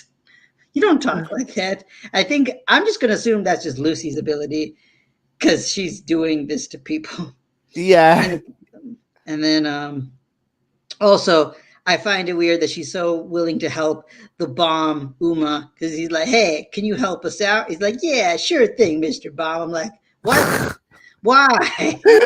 Why? Because Lucy is high right now on magic fairy dust. Now, if she thought to herself, "Hey, I guess it's better to help you than have Seal use your powers," that'd be one thing. But she's just like, "Sure thing, just think happy thoughts," and it's happy thoughts of blowing things up. That's not a good thing, Lucy. That is You not. did it very bad. Oh my god. The Mr. The bomb Uma is Michael Bay. Yeah, okay, but we're just gonna call Bomb Michael Bay now. Yeah. That's his new Yeah. name. Anyway, so basically Lucy just keeps telling people to believe in happy thoughts or whatever, because that's how this stuff works. Just And again, believe it. I'm okay with that if this is just her ability and this is just her requirements that she has, which is built on her fantasy of Peter Pan. This is how I'm going with this. It's Undead Unluck is one of those stories you kind of have to justify things on your own a little Yeah. bit. But Yeah. at the same time, like someone pointed out, they did predict some of this stuff. So there is things you can kind of expect. Yeah.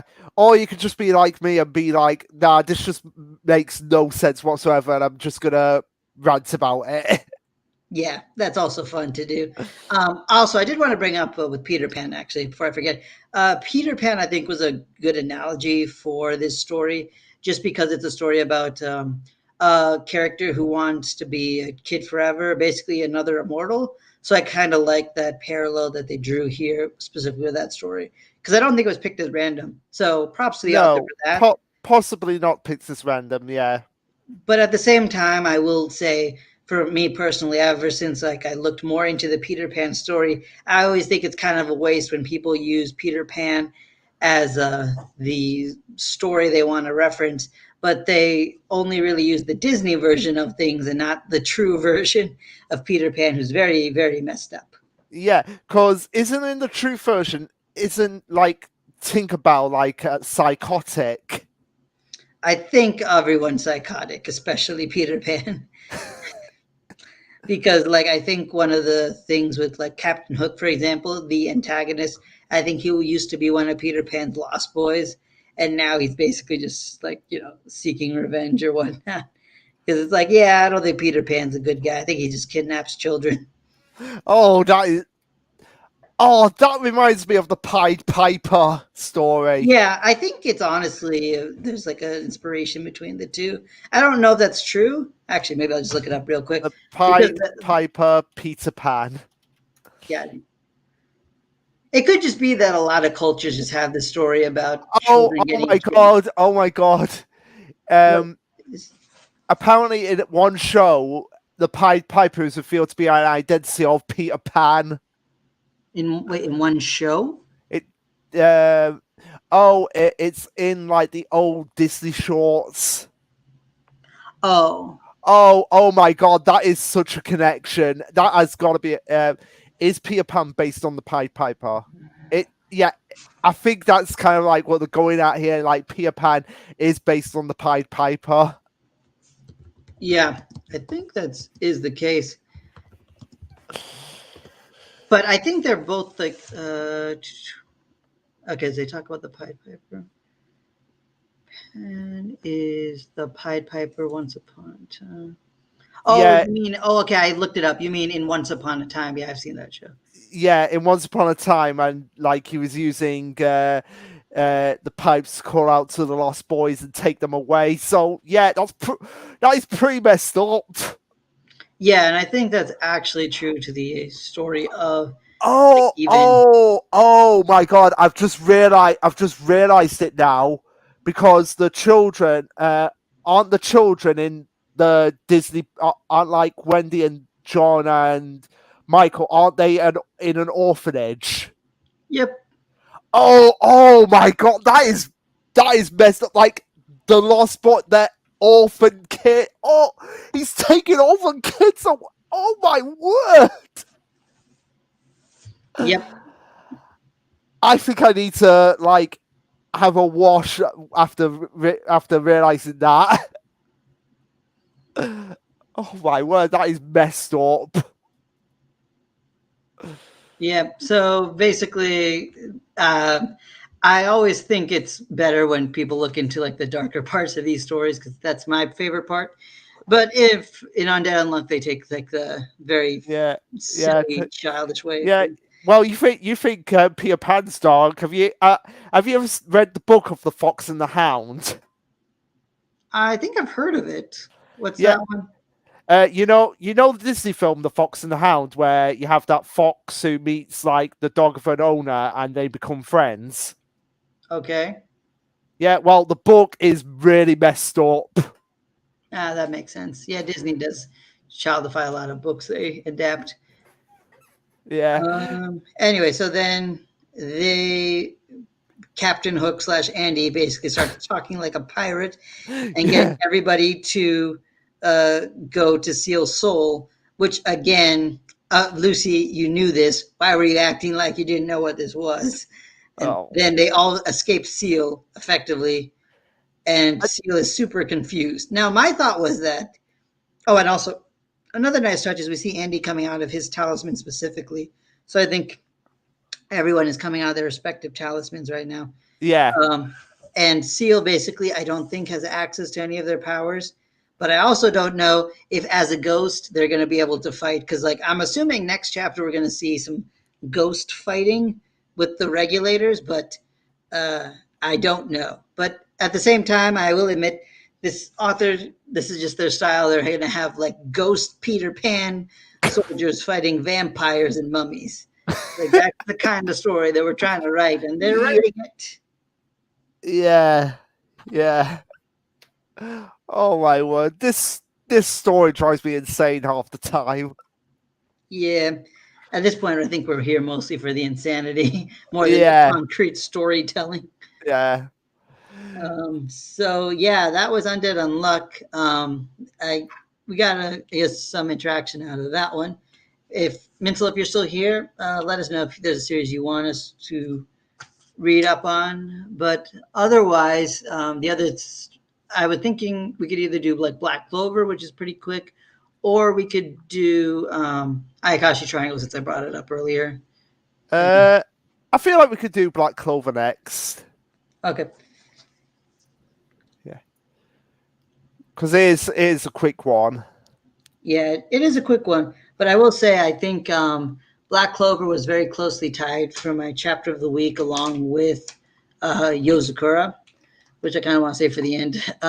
Yeah, I want But to save that for the end. And we've only got like four of them now. So we've only got after Black Clover, Ayakashi Witch Watch, and then Mission Yozakura.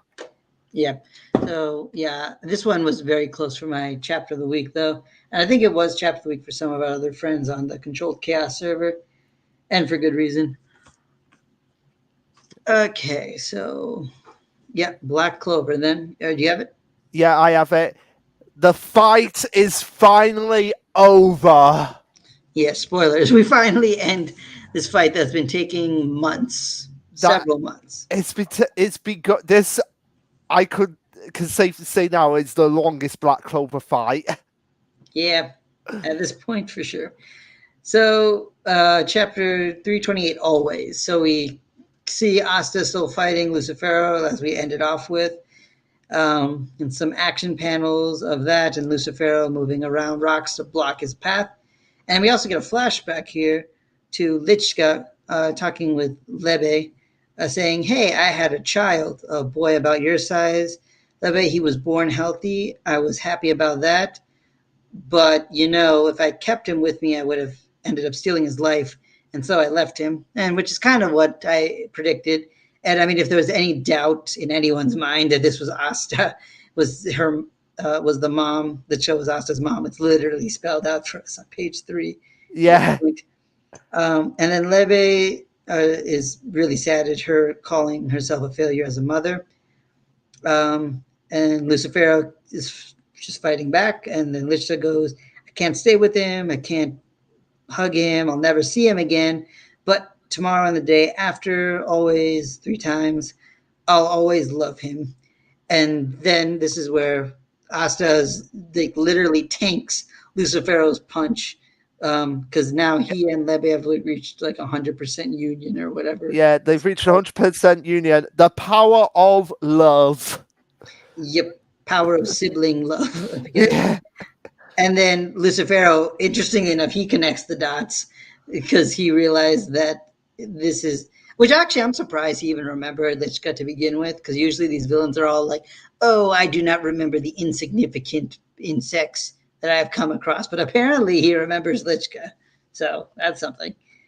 He basically puts together that Asta is the son. And I also like how it's cut off because it's like, is Asta ever going to figure this out? Yeah. I feel like after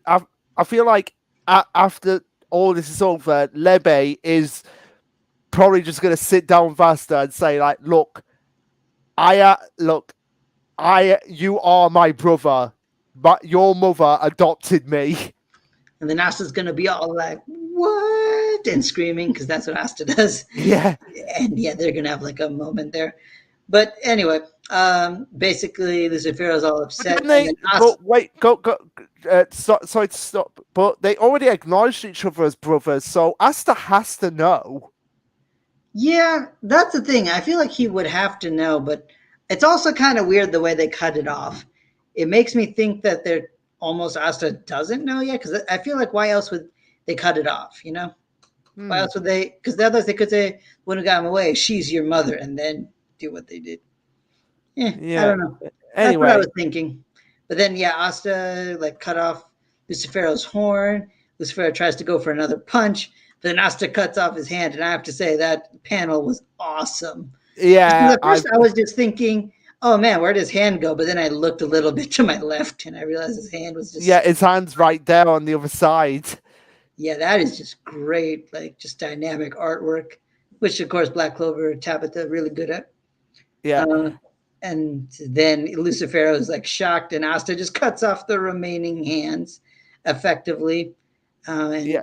and Asta then gets we the see his second arm wind. flying to the side. Yep.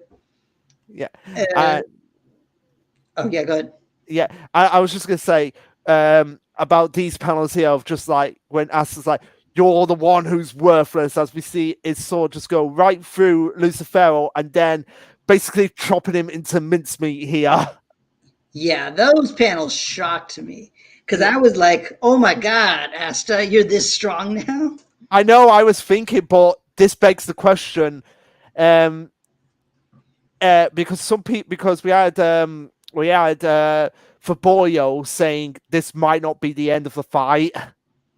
Right. And I think that is something to acknowledge the fact that Lucifero is not at 100% strength here. So this isn't saying Asta as strong as like the king of the devils, but just as strong as, well, whatever portion of strength of Lucifero's. I'm guessing it's at Much stronger.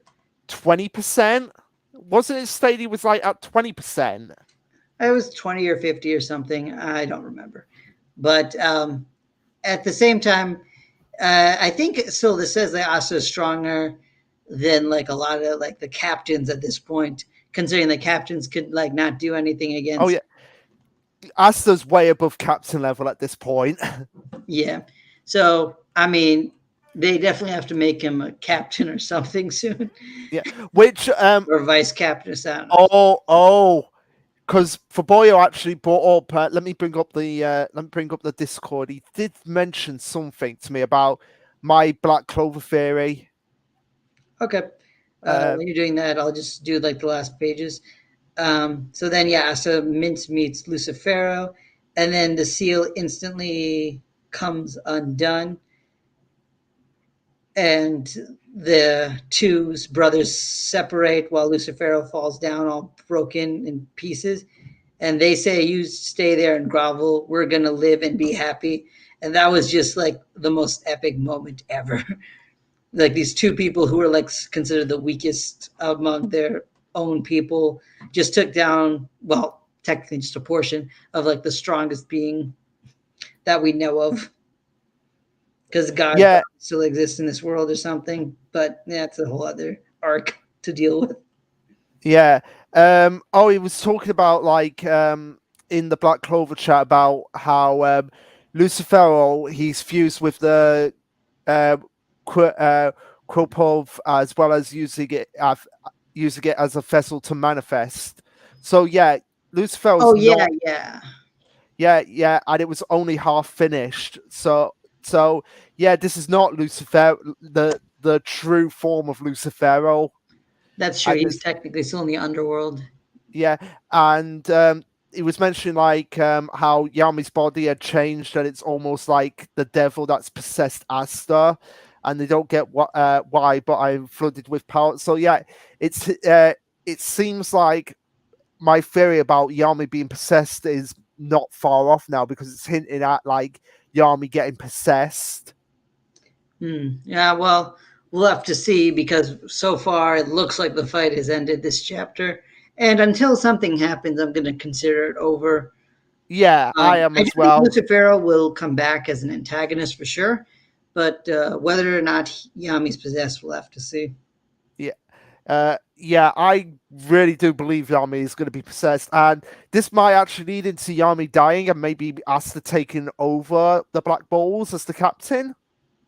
Yeah, I mean, if Yami does perish or possess, then yeah, that's probably what'll happen, and it makes sense. Well, I say die, but I feel like there could be a way to work around it, and that might be if Yami does get reincarnated back into wherever he came from, which would be our world. Oh yeah, that was one of our theories that we were gonna see Yeah, Yami's because original it did. world.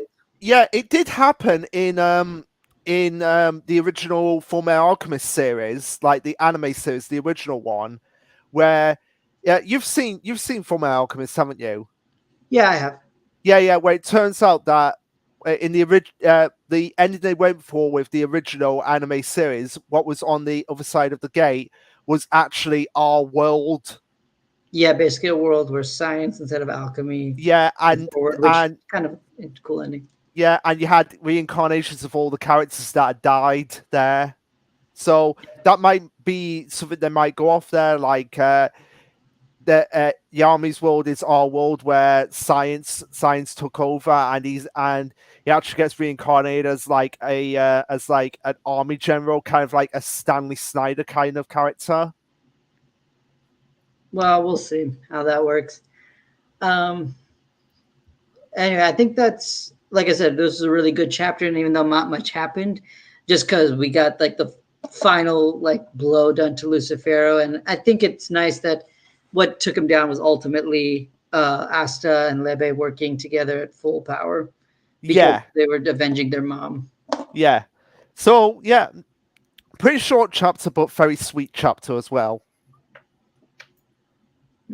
Yep. I think that was Black Clover then. Yeah, so I guess now we can talk about Ayakosh Triangle. All right. Yeah. Uh, I've got to say, like, this was probably one of the funniest chapters in a while. Yeah, it really was. I'll not say that the other chapters weren't funny, but this one was really good. Yeah. So we start off with Rio trying to do her blacksmith building, but she's failing at it, and she's saying like, "Oh, I've got to take the day off now." To her master, and he reckons that she's in the slump. Tell me, doesn't the master remind you of the Doctor from My Hero? um, kind of. Wait, hang on. Let me just take a good look and then pull up the chapter. Um, mm, yeah, just yeah, I can see Yeah, it. just with like if he shaved his beard off and he just had the mustache. Yeah, because he has like the goggles and everything, but and also those just remove the bandana. Yeah, yeah. So then we have Rayo having a wash, and she's thinking about the incident that happened when the Incas almost made Shiganari disappear, and she's blaming herself for everything that happened and failing.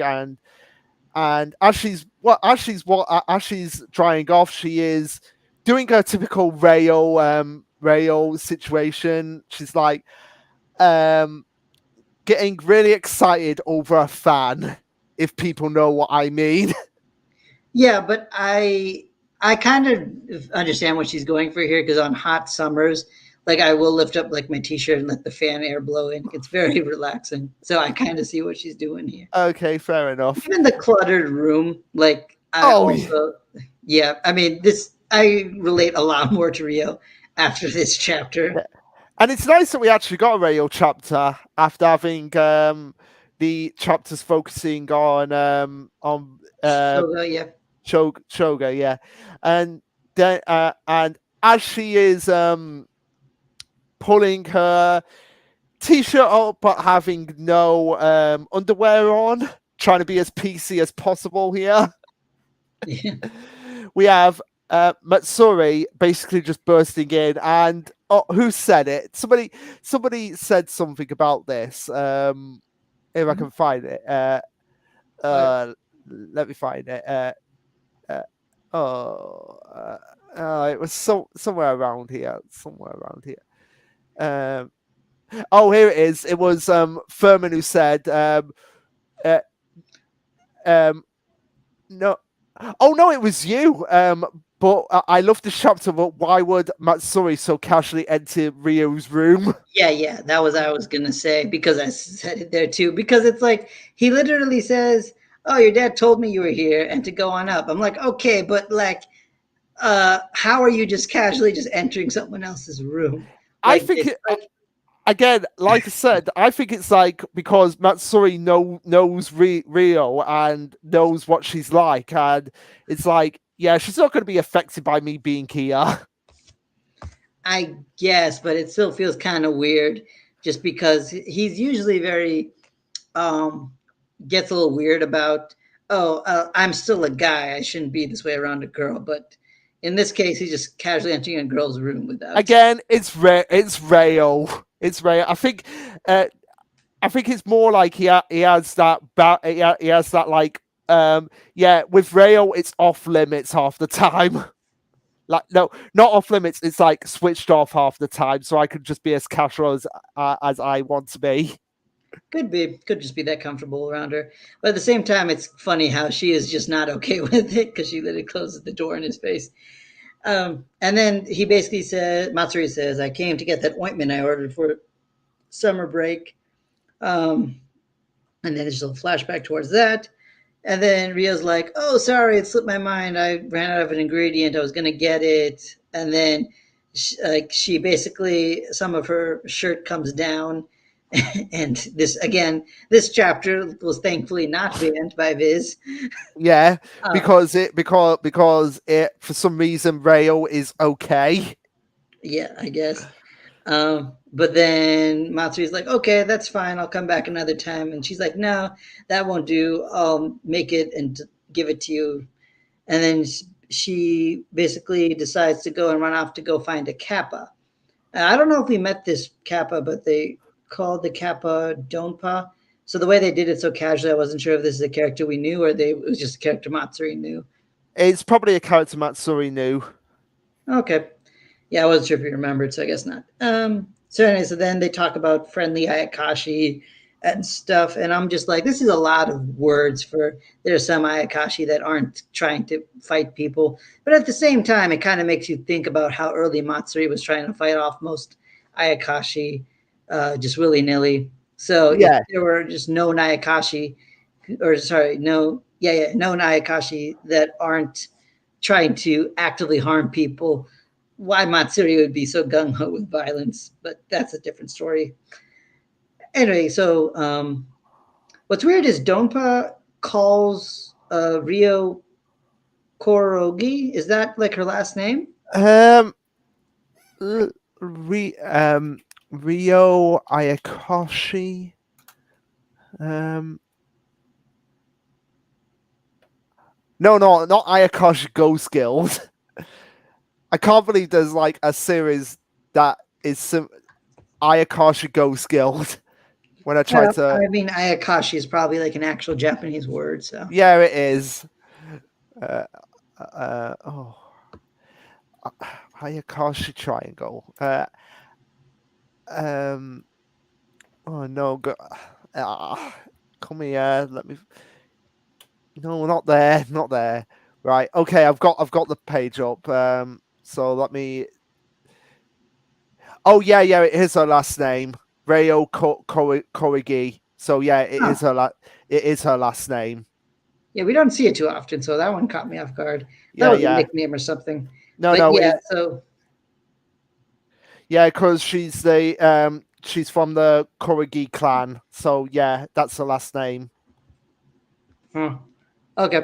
So continuing onwards, she basically brings Donpa some alcohol as an offering, but Rio's basically completely shooken up by Matsuri, I guess, seeing how messy her room is or something, and also feeling bad about forgetting order. I don't know why she's this shook up about it, but I'm just saying, like, I get embarrassed if someone saw how messy my stuff is, but I usually implicitly tell them, guys, my room's going to be a mess. Just so you know.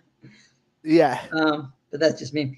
Anyway, so then she tries to pour some alcohol, and then for some reason she thinks Matsuri is gonna be so upset with her being messy that he's gonna look for someone else to be an artisan. I don't know where she got that from. yeah. Whatever. Considering like if she's an artisan, she's gonna be sweaty half the time.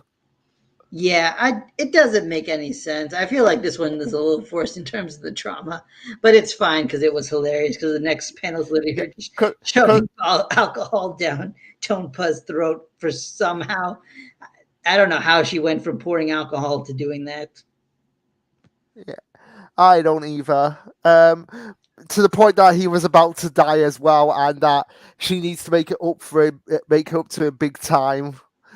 Yeah, And by giving her Shirko Dama, which, if you guys were sticking around earlier for our Ayashimon discussion, we had the same thing brought up there. So, two mangas in the magazine decided to bring up this Shiriko Dama thing. yeah, which is a ball located in your backside that can only be removed by kappa.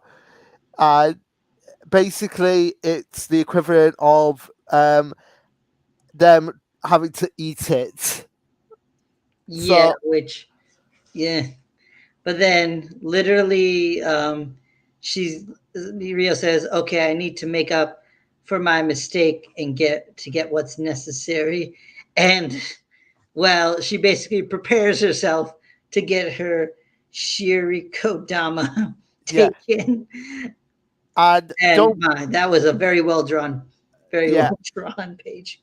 and it's oh my god, it's funny how we have the two mangas with characters with uh oh no, I'm thinking of a different series. Never mind, never mind. But yeah, we have Donpo saying, "Ah, such courage you have." But before this chapter can be banned, Matsuri comes in and swipes at him.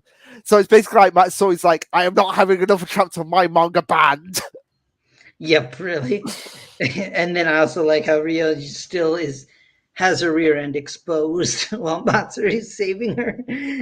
It's just like a really awkward positioning. And then basically, I guess the reason this is a big deal because when it was first happening, I thought, okay, this is awkward, but it doesn't sound like she'll die or anything. Uh, but apparently, it's still equivalent of a hostile act. I guess I don't because it's in Well, Ayashimon. We saw like the Ayashimon Kuro something, the one character pass on after getting his stolen, but I guess it's still hostile to humans. yeah, it's still hostile to humans, and the fact of what he was about to do as well could um, the equivalent of a certain subject that we are not going to talk about involving tentacle. Yeah, yeah. Um, and then let's see, going onwards, basically. Matsuri was able to say, "Oh, that makes Suzu very sad." And apparently, we actually see a child Suzu, baby Suzu, give him a cucumber with honey, and so like this reminder that Suzu again made friends with all these. I was about to say Ayashimon, Ayakashi, when she was a kid, so they have a lot of respect for her for that reason. Yeah. And And apparently, it was enough to convince him to not uh, violate Rio. yeah, because she, as he puts it, she is the king of Ayakashi at this point. And then Rio is questioning why Matsuri is there, and Matsuri's like, "Oh, you're acting so strange, so I followed you. I know," and he says, "Okay, I know you feel responsible for what happened, but you shouldn't. But you shouldn't do anything rash. I hear humans who have their Shigamaru just uh, just sort of lose their grip. If and he's questioning like, if that happens to you, what would I do as your partner?" So basically, she was worrying for nothing. Which, yeah, I mean, which is all really true because there's no reason Matsuri would be upset with her. Yeah, So, yeah, she was basically worrying for nothing. But we do see a cute picture of her crying, so it's fine. yeah, Um, yeah, then she basically says, I didn't have trust in the faith you have in me or something. I don't know, basic shonen stuff. And then she's like, I'll continue to devote myself to being an artisan worthy of your trust. And Matsuri says, yeah, sure, I'll do that too.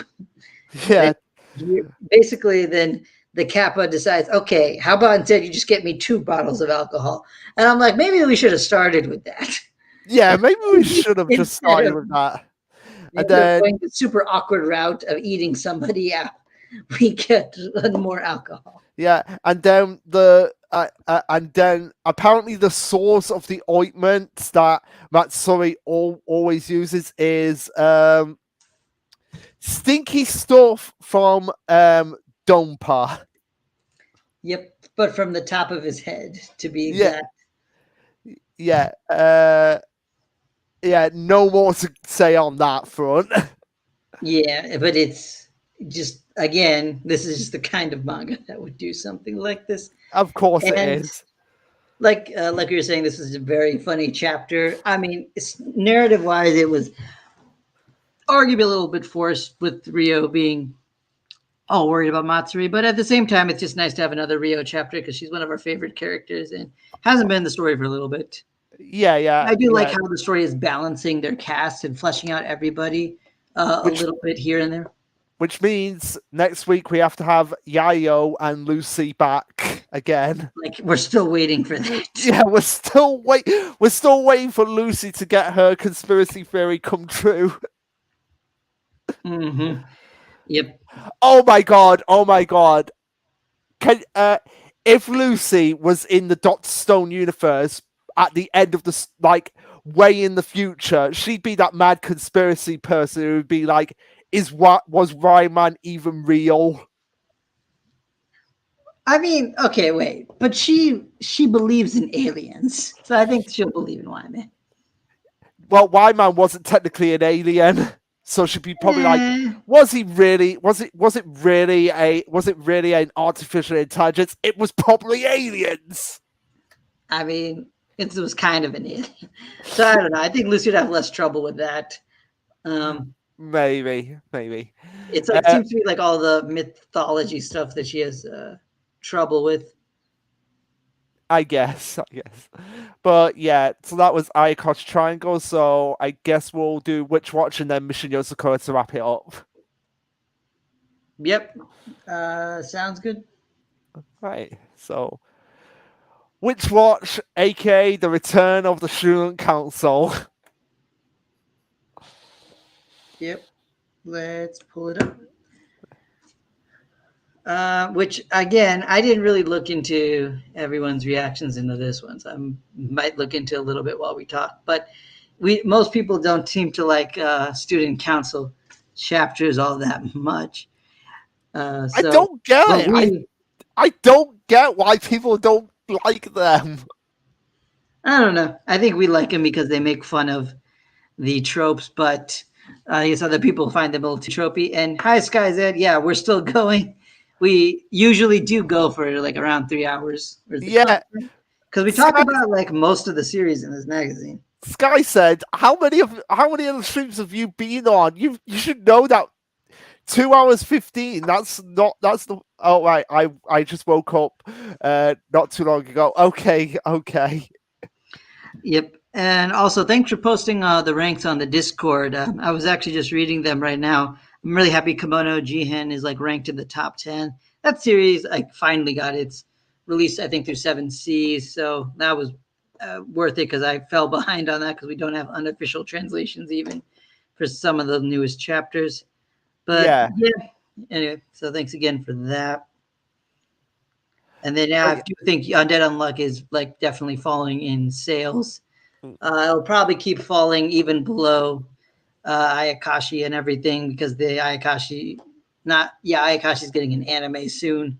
So yeah, Undead Unluck's going to be in trouble until it gets an anime, I think. Oh yeah, definitely. But it begs the question: how well will people take to the anime?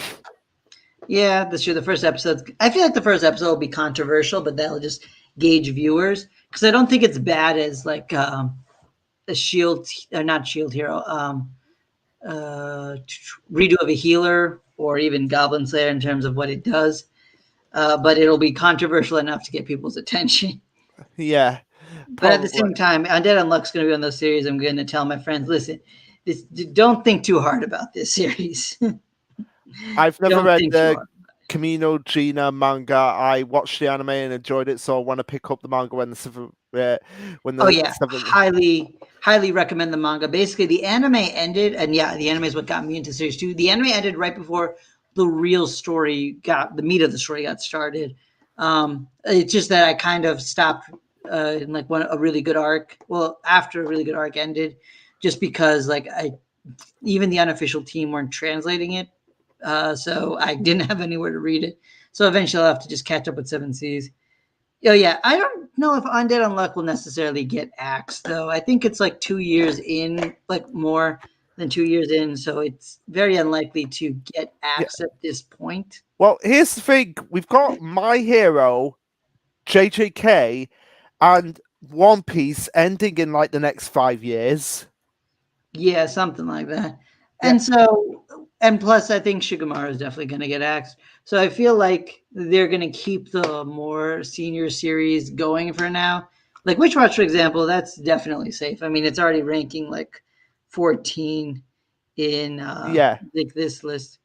And Mission Yo Sakura, they'll want to keep that around as much as possible. Yep. That one, it feels like the one that needs the next anime for sure. But Yeah. But but now with will it get overshadowed with stuff like Attack on Titan, final season part 3.5, season 2 part 7?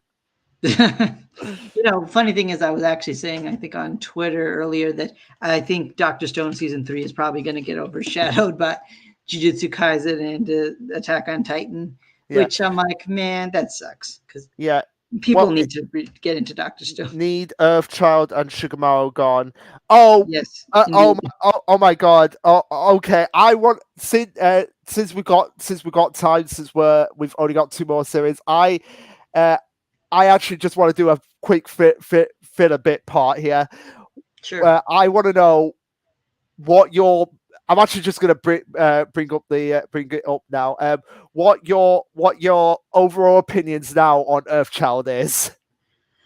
Okay, so let's see. So, just for anyone else, Earthchild was a series we did talk about the first chapter for. Luke wasn't interested in continuing. I decided to keep going with it. And it's right now about 7 chapters in. I think the last was chapter 7. So, I think now it's going to start officially ranking after this chapter. So, we'll see how it ranks with everything else. Yeah.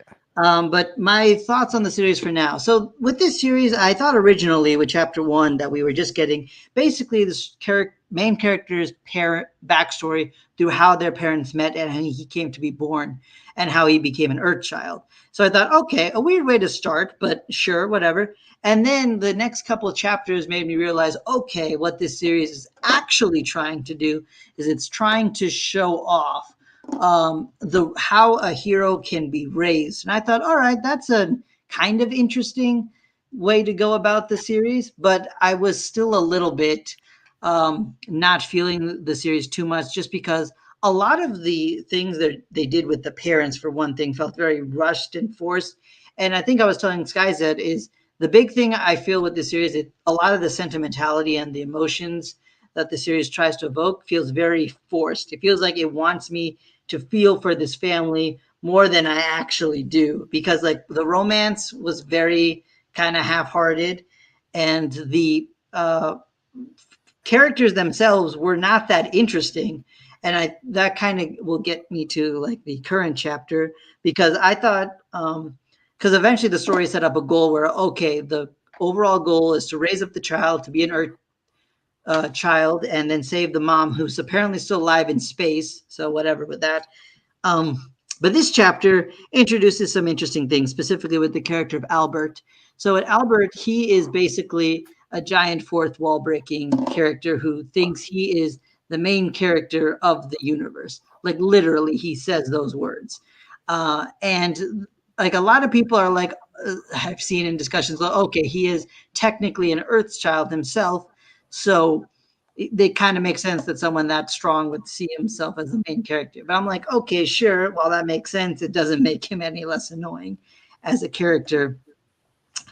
And then continuing onward, Albert himself gives a whole speech to the dad, which a lot of people said, okay, this is pretty cool because he's telling him, apparently as one main character to another, how to he should be behaving as a main character. And while I think that was a good way to extend the growth of the dad's character, it made me think, wait a minute. So we're actually having the dad maintain his role as the main character going forward.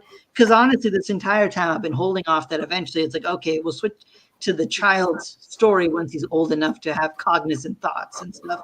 And they were showing some transition in that realm, but instead we're having instead we're this chapter is saying like Albert is telling to the dad like you're the main character of this story and I'm like no I don't want him to be the main character he's boring and I don't care about him his design is boring he has barely anything in his backstory and his whole thing is oh I'm just an ordinary person and then my wife is like a super heroine who's dead and now my child is going to follow in these footsteps and the other thing that bothers me is apparently a lot of people were surprised by this but the last panel of the chapter is the main character, the dad saying, finding out Albert's an Earth child, and him thinking, wait a minute. So then why? And of course, he's going to say, why was my wife sent up alone to stop the meteor? And I'm thinking to myself, wait a minute, did nobody have this question before?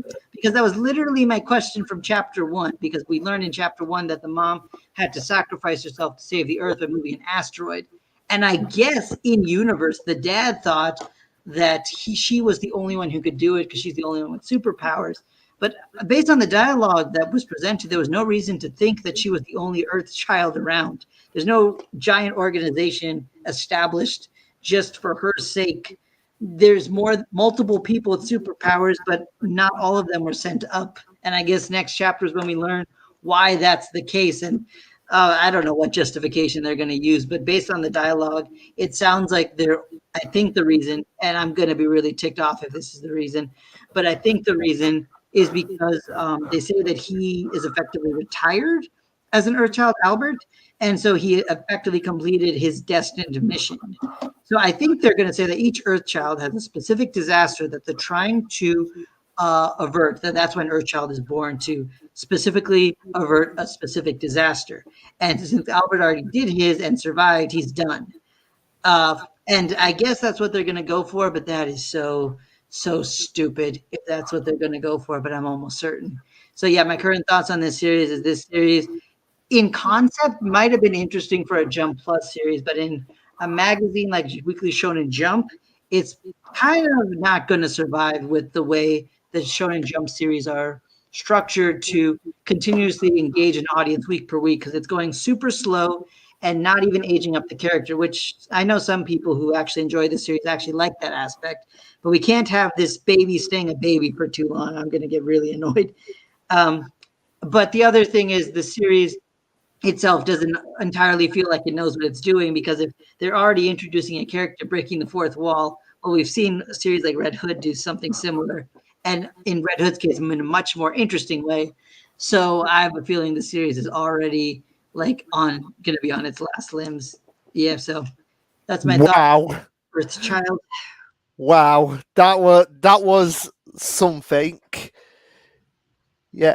And I think Skyzed had some things to say as well. Well, first, I just want to say, yes, Redo Healer is awesome. Gets a lot of unnecessary hate. And then let's see. Then you said after that, it's trash. Shigamaru Earthchild are the worst series in the magazine since ITLC. And yeah, I agree with that. Those are all very bad series. I mean, with ITLC, honestly, I thought the concept of the first chapter had a lot of potential.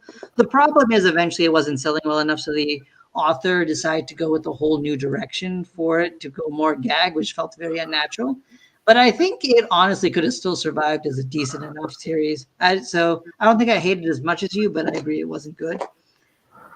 And then you said it just feels good. It's a feel good power family bonds to overcome everything, except it doesn't feel good. The characters are boring and everything. The world bends the will of the MC because it's yay family. Yep. And they kind of justify that with the power set they have. And then I had that question since chapter 1. Never thought there wasn't another One Earth Child. And same. But based on some of the comments I've read, it seems like other people also were thinking about it, but they're gonna try to explain why other Earth children weren't involved with the mission. Yeah. A lame excuse, but they're going to still accept Albert. And I'm pretty sure if the series survives long enough, that Albert is going to be like a mentor figure for the baby, which is fine. I kind of expected that. But what I'm not fine is just his personality. I hate his personality. Yeah. All right. This to suppress his power. Earthchild is going to drop to the bottom 3 of the next table of contents, next issue. Trust. We'll see. We'll see. Sky said. Well, here's the thing. Sky said it won't do it immediately because the first ranking will be based on the first chapter. So where it falls. How people receive even the first chapter. Yeah. So we'll see how it goes. We'll see how it goes there, but it'll I guarantee it will gradually get shorter and shorter. Whereas I feel like Akane will probably be stable for a while. Yeah, I think we could mention that. Akane's first ranking was really good. Yeah. It ranked just below the top 5. So not bad at all. So I think that series is going to be hopefully fine. And I guess the last thing I want to say with Earthchild is I love when I was first surprised with the first chapter because it got so many upvotes on Reddit. When its chapter came out, and it still got a lot of upvotes. I thought, oh, are people still really liking the series? But I read through the comments. It's just a bunch of people really hating on the series. So most people, the discussion on Earthchild is, this is just a really bad series. Oh my God. I really, at some point, if we get a chance to, with Control Chaos, do a podcast on the failed manga of Shonen Jump.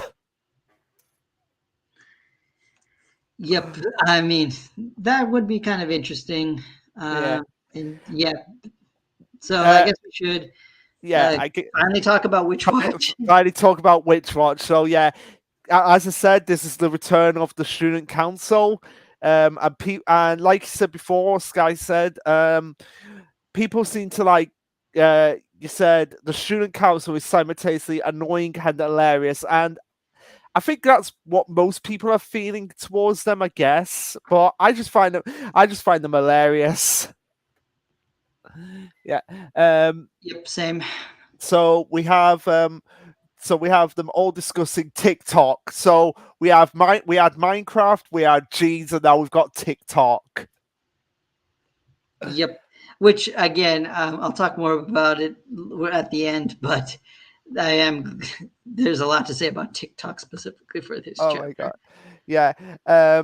And then we have Cone and Kegel saying like, "Oh, it was pretty cool. My class was talking about it, talking about one of the people's TikToks, and now it's turned them into a celebrity." And then Nico asks Moe about it, and Moe, being Moe, is like, "Yeah, I've never seen it. I don't even have TikTok." Well, hey, Moe, I don't have TikTok, but I've at least seen some TikTok videos.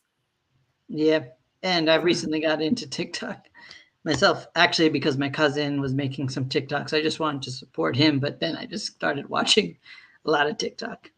All right, okay. And then we have Moe's phone basically in the definition of an of a classy old grandpa phone, because all he has is coffee apps and stuff, Sudoku, Go apps, ebooks, and weird reference apps. Which that's probably what the author has on his phone for, like, right, I need a reference for Witch Watch. Get the weird reference app. Okay, that's a pretty good joke. Yeah.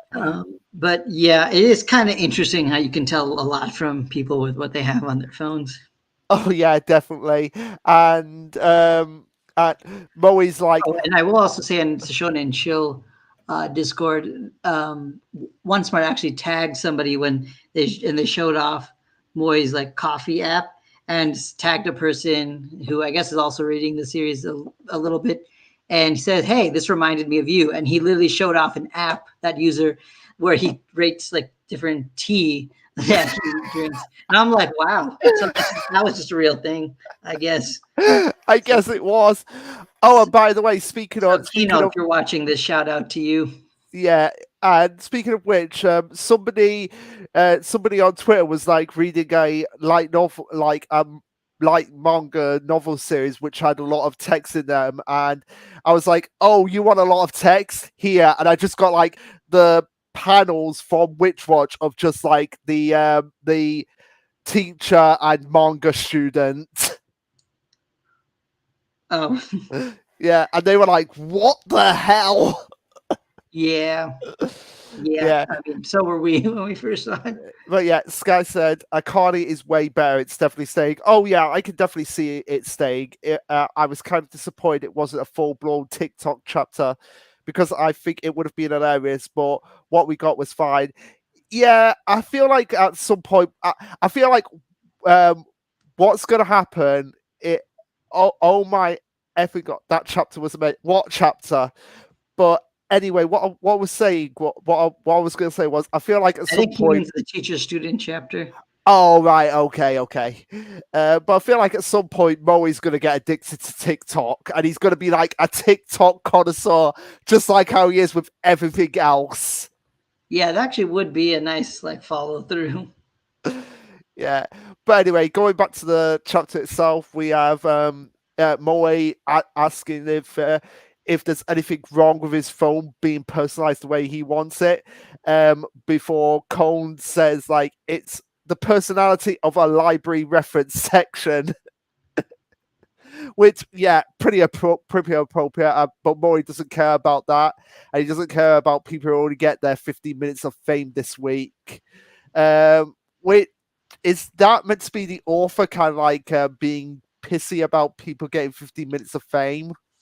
Yeah, I think it's just kind of saying this what people who don't really care for social media like would say. It's like I don't care about things that go viral on social media because it's just like something getting really talked about for like a few minutes and then forgetting about it later.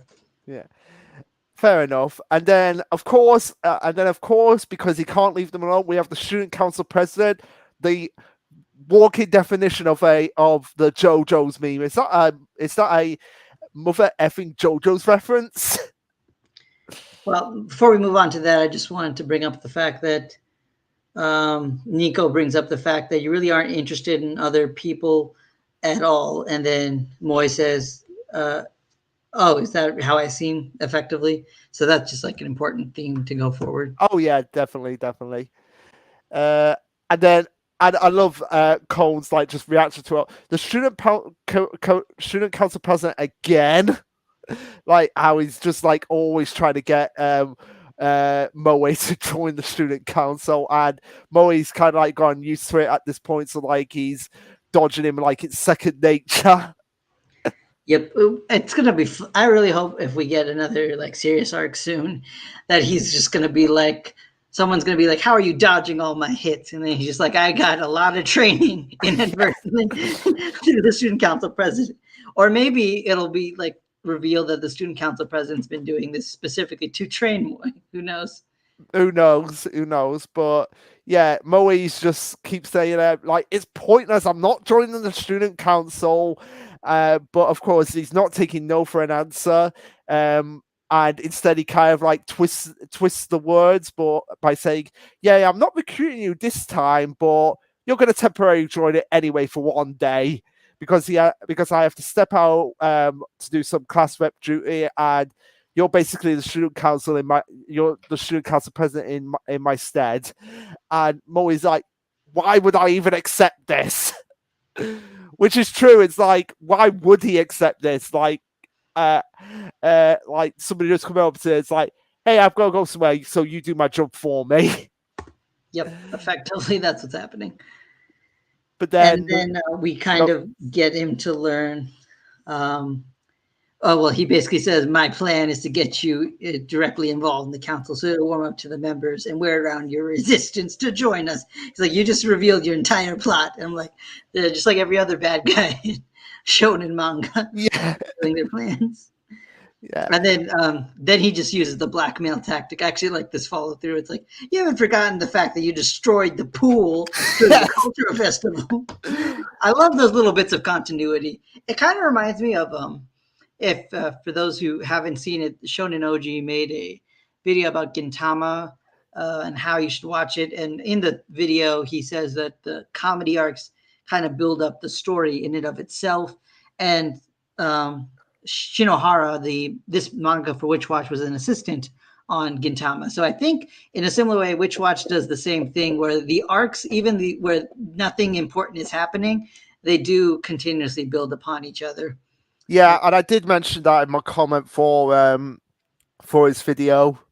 Yeah, because like I still have to get into Gintama, and I definitely will at some point. It's just a really long series, and I have to get ready for it. But the idea, since Shonen Oji really liked Gintama, I'm hoping he gets into Witch Watch. I think it'll be to his taste. Yeah, I have recommended it to him quite a bit. That he really, I think we did on one of our streams. Yeah.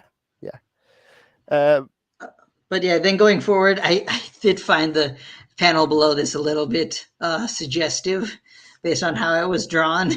But because the student council president gets really close to him, and Moi's all like, I don't know about this, but she's just trying to, still saying, you know how much repairs are going to cost? I'm offering to smooth this over. And then he's just like, do you have to lean in so close? And I'm like, yeah, dude, why are you leaning in so close? It's very creepy. Because, I mean, it looks like he's almost like, I don't know, seducing him or something. Which he actually pretty much says in the next part, where he's like, I don't want some tyrannical to be some tyrannical over. And he's like, no, you're just messing with me. Yeah, I did like that joke because Moi's an ogre. That was a pretty good joke. Yeah. So then we cut to Moe in the student council room, and he's probably thinking like, what? Before he actually starts giving his thoughts out, like, why am I even here? It feels like as he gives his thoughts of like being transferred into a bizarre private academy full of weirdos, and he's like, yeah, I just want to get out of here without having to deal with them. But of course, we have the vice president who I really wish I'd talked about this with Fex from Control Chaos, formerly known as David, because about this character, because I would think this would probably be one of his waifus, the vice president of the student council. Yep, she is very attractive. Yeah, but then she's drawn to be very stereotypically attractive. Yeah, of course. I love how Moe kind of like knows like what she's about to say. It's like, let me guess, she's gonna call me a cute little boy again. But she's like, well, I know my odd little boy, and Yeah, it's slightly different but highly annoying. And then we have the yandere Lolita girl, basically giving off a poem that's talking about death and blood-soaked hands and following her to hell for some reason. Yeah, which I mean, that's basically this character's whole shtick, um, like saying really dark things. What I find surprising is that Moy was able to pick up on the vice president's like quips and like predict what she was going to say, but he was very taken aback by this quote because it's like this is the kind of thing you should expect this character to say. Instead, he goes, "I've heard witches hide among normal people," which I guess is our like little hint towards keeping that in mind for the future. Yeah, keep it Um, on. Yeah, and but keep it. it's like, is that a prophecy? Yeah, Yeah, good. and keeping it in mind that we still need to get Nemu in that house. Yeah, Yeah, until I've she gets recently in that brought house. this up. Yeah, until she gets in that house, I am never gonna let it leave. Yeah, but I mean, once she gets in the house, you're gonna be like, "Oh my god, think of all the things we're gonna do." Yeah, think of all the things we're gonna do. Yeah, But yeah, so then we find out that apparently this is some song lyrics. I don't know what that ID number is, but apparently this music group is something people actually have listened to. I've seen in some comments on Manga Plus. So I guess they were popular. This song came out last year, and this band has some notoriety. But I Jazz Rick ID. Uh, Well, that's a lot Jazz. to type in. I could just probably say you could probably just say the band to the next page. It says Dira's big hit finale. Okay. Yep. And then while you look that up, I'll keep going. Then let's see. The robots apparently randomly laughing, and then we see Psycho saying, "You want me to slice your tongue off for like no reason?" And then he cuts his tongue as per usual because he put a knife to his tongue trying to act all cool. And Moy is getting more and more frustrated. And then we have one of my favorite characters whose name I keep forgetting, so it's kind of strange to say that. But he says, The Geen character, the Geen yeah, Ichimaro character. yeah, basically Geen is what I want to call him, even though it's probably not fair to him. But yeah, basically he says the president probably wants to set you up as his successor. He's like, what? Why would he do that? And then Moy is just like, I'm not interested in others enough to be president. He's very much internalized that idea. And then he says, the Gin character says, "Oh, we know," which means apparently everybody knows Moy doesn't care about people. But it could be trying to open your eyes to a new world. And apparently, Gin, we learned, is close friends with the student council president, which again, I feel like that we weirdly learn a lot about the student council president. He's a childhood friends with this guy. His sister was that girl we helped with the tea ceremony. So he's a character they're slowly building up. So Yeah, I feel like he that might be that important has to later be on. something going on with him. Like, Yeah, I get the feeling that what if the reason why he has his hat? Wasn't it mentioned that the reason why he's in that pose is because he's under a spell or something? I don't think they said that specifically. Otherwise, Nico would probably try to fix it. I think they just didn't bring it up, but I have a feeling that's going to be the case. He's like cursed or something. Yeah. Yeah, so we get curses in the series because of it. Oh, maybe that's why they're so tropey because they've all had a curse put on them. Well, for some of these characters, that would be probably possible. Like Others of them are just kind of weird. because how is a robot just there? I mean, I don't think it's a robot. I think that's just a dude with a mask, but he's just calling himself robot. Possibly, possibly. But yeah, I couldn't find that band. Oh yeah, that's fine. But apparently, it's a real band though, and I All think right. the author is just a fan of said band. Um, and then we go on to see. Oh, but basically, they also again says he sounds sketchy. That I know something you don't bugs me. It irks you. Casually drops new info.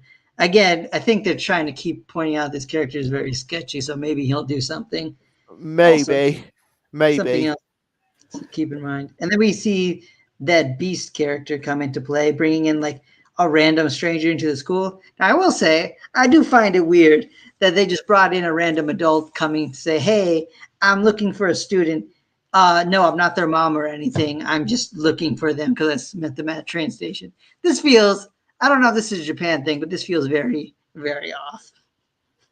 Um, I guess so, but I mean, I mean, there have been instances where that has actually happened, where people have just like gone into schools and be like, "Hey, I want to speak to this student."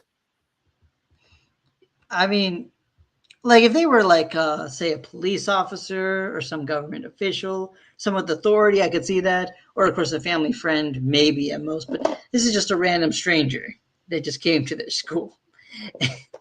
Oh, I mean, it's a gag manga, so I didn't take it too seriously, so it's not like a big takeaway, but I do find it kind of like, this is weird. This is a thing you can do in Japan. Can I I literally go to a Japanese school and be like, "Oh, hey guys, so there's a student I found. I just want to go find them, talk to them a little bit. Can you tell me who they are so and where I can find them?" I guess, I guess so. But yeah, we got a very different reference now. That wasn't a manga because the girl's name is Isabella, and she's like, "Oh, please call me Bella." And somebody said, "Why am I suddenly reminded of Beauty and the Beast?" Literally, as she's standing next to the Beast guy. Yeah, that is a good reference. Yeah, Pretty obvious joke, but good reference. And then she basically says they found a student at the train station, and she's in vacation in Japan for a bit. And I like how she says, "Is it Halloween in Japan now?" yeah, She's a foreigner and she's seeing all this. She's like, "Yeah, it's probably Halloween, Japanese Halloween or something." And then Moy's kind of bothered to go talk to her, but he does. And then she gives a whole story. It's basic summary is she sees a student, and they help her out finding which train. She didn't know who they were, but did recognize the uniform. but then she And can't. But then she can't be a foreigner then because she says when I looked it up, I learned they were from. Oh, okay, fair enough, fair enough. yeah, which again, I know Japanese high schools have specific uniforms. I don't know how she Googled up uniforms, but whatever. That's probably somewhere on the internet. Anyway, so then she doesn't have a name, but she gives a description, which I posted on Twitter. Her description is like basically the most generic Japanese character you could think of: short black hair with black eyes, and they were about 5.5 feet tall. So that's like, as Moy says, most Japanese teenagers. And for me, the joke I made on Twitter is like basically this is like every protagonist, especially in isekai, that you have ever seen. Yeah, It's a Japanese teenager, high schooler with black hair, and he's like 5 feet. yeah. Um, And then and they're then, like, "Go ahead." oh yeah, okay, I'll go. So they talk about he was carrying a sports bag and a really long, and assumes it's a baseball bat. And then she's like, "Oh, cool. We can look at the baseball team." And then the one hacker kid says the baseball club doesn't have practice today, and so they're like, "Oh, sorry. Well, they might not be here, but we'll pass on the message." And she's like, "Yeah, that's too bad. I was hoping to thank them because I have to fly back tonight, but I'll just go to the airport." Anyway, so then she takes her leave, and she says Japanese people are very nice. Yeah, I will agree. The Japanese people are really a lot nicer than I thought if they just let you in the school for this kind of stuff. So yeah. And then I have some trouble with who these text bubbles are, but apparently eventually it was the vice president who escorted her out because everyone else is dressed in stupid costumes. Yeah, and also I just want to mention Sky's comments here. Um, I saw that tweet. Lol, I need to be isekai when I die. Oh yeah, I mean, here's the thing though. They always show like it depends what kind of isekai we're talking about. Because then there's isekai like Saga of Tanya, the evil, where you're literally transported into World War II, but with magic, and you're also on the side of the Nazis. And then there's Isekai that's like in another world, their smartphone, where apparently you have OP abilities and everyone's super nice to you, and harems are legal. So that's convenient. And then there's Rising of the Shield Hero. Yeah, which is just like 50-50, depending on what kind of world you get. Make me OP, give me harem. Yeah, that is the dream, my friend. That is the dream. So anyway, going back to the chapter, um, they mention that, oh, it's too bad that they don't have enough information, and that's where we get the student council president coming back in, after Yeah, which is understanding really this, convenient. really convenient after understanding the situation and mentioning, oh, did you actually ask about the specific gender? Yeah, Yeah, and then apparently we didn't because they only used they. But then they were like, "Yeah, 5'5" baseball player. That sounds like a guy." And then the student council president's like, "But the thing is, the guy uniforms of school are super generic, but our girl uniforms are slightly less generic." And then they kind of point that out to us in the side.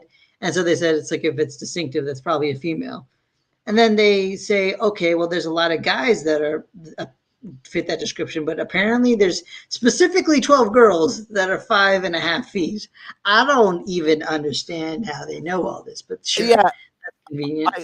I guess I guess he has information on all the students. Yeah, I mean, that's kind of what they go for, but also I'm surprised there's only 12 people, 12 girls of that exact height. Okay, here's a question. Here's a question that I have about this chapter. Okay, they mentioned that she was from America, but yet how is she speaking fluent Japanese? She probably learned it. I mean, Zeno's American. He speaks Japanese. Yeah, but he had a lot. He had years to be around those people. No, but even when he first Oh right, yeah, because they mentioned he can speak a bit of Japanese. yeah, so some people can just speak Japanese, and if she was going on vacation to Japan, she probably learned some Japanese. Yeah, but Um, Japanese to this extent, just for a vacation. I mean, it's either that or they're all speaking in English, but I don't know. It could really go either way. Yeah, but but anyway, the council president mentions that, oh, she's American, so the bag held baseball bat is probably what she was familiar with, and she wouldn't think of a kendo bag. And then Roy's like, of course, the kendo club. She can't have gone so far. We can still catch her. And then and then we have the student council president listing of all the members of the Kendall group. I has 6 members, and I am not going to list all their names. Before he mentions, like, okay, there's 2 of them that are the correct height, the Yamaguchi and Okada, which has to be a reference. Yamaguchi is an obvious reference to something. Yeah, I don't know what the reference is though. Yamaguchi. Yeah, it's literally the capital city of uh, a capital city in Japan. Yeah, the prefecture of Japan, located in the Chijoku region of Honshu. So basically, someone's named in the series after a region in Japan. Okay, I mean that might not be too uncommon. There's some weird cities in America too. I'm probably sure England is and the UK are no different. Yeah, there's literally a city called Bath. Yeah, I don't know what that if that I never heard of that word in general. No, a Bath, as in like Oh, a Bath. Okay, I heard Bath. Bath. Yeah, that's how we pronounce it here, Bath. Interesting. I didn't Yeah, know that. Okay, moving onward. They basically get Yamaguchi and the Gin character. Let's see.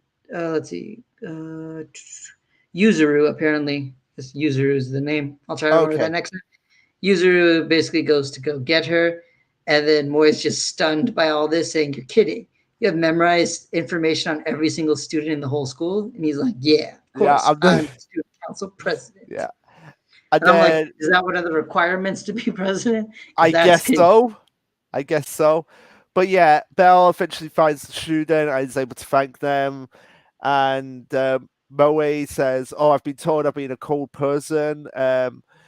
And then he finally gets to at least respect the idea of being the student council president. But he's still not going to be like him. And then the student council president's like, "What are you talking about? I never said you had to be like me." And that's what makes the world go round. But he does think that Mori has what it takes to be a leader.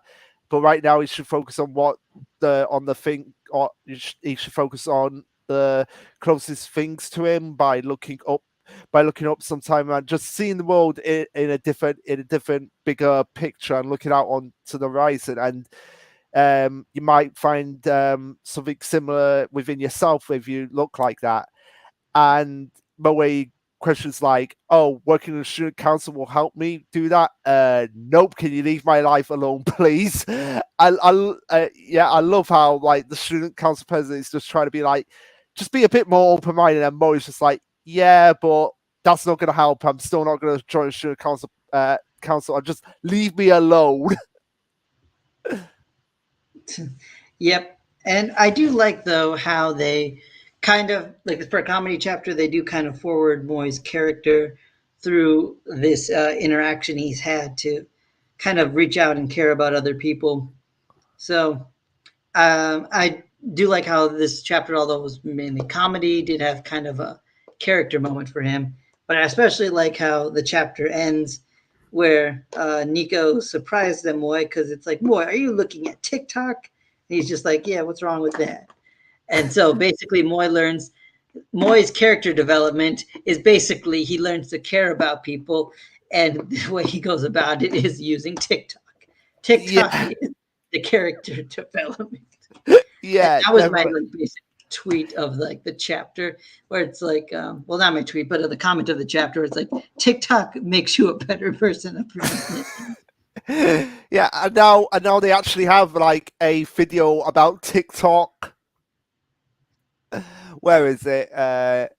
Yeah, the TikTok video that I posted somewhere. Yeah, Oh, the other thing is the account. We do have an official TikTok account for Witch Watch, which I'm y- glad because originally I thought, man, now they're going to have to make a TikTok and a YouTube channel when the anime comes out. Well, I should say if the anime comes out.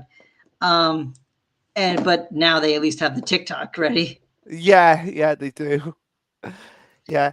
I've never watched the saga of Tiny and the Evil. I've never watched it as well, Sky said, but thank you for joining us. And yeah, it'll be the stream will be up, so you can come back and watch the Machine Sakura a bit when we talk about it in a bit. Yep. So yeah, I guess we'll round it out now. If you have anything else to say on Witch Watch. Yeah, I think I'm good. This is not a series you can really predict what it'll do next time. So yeah, I guess we could just move on. Yeah, it's talking about um Mission Sakura family. Yep. Which this was very barely my chapter of the week. Yeah, Koricho versus the Yosakura siblings. And when I was reading this chapter, the only thing that I was being reminded of is the song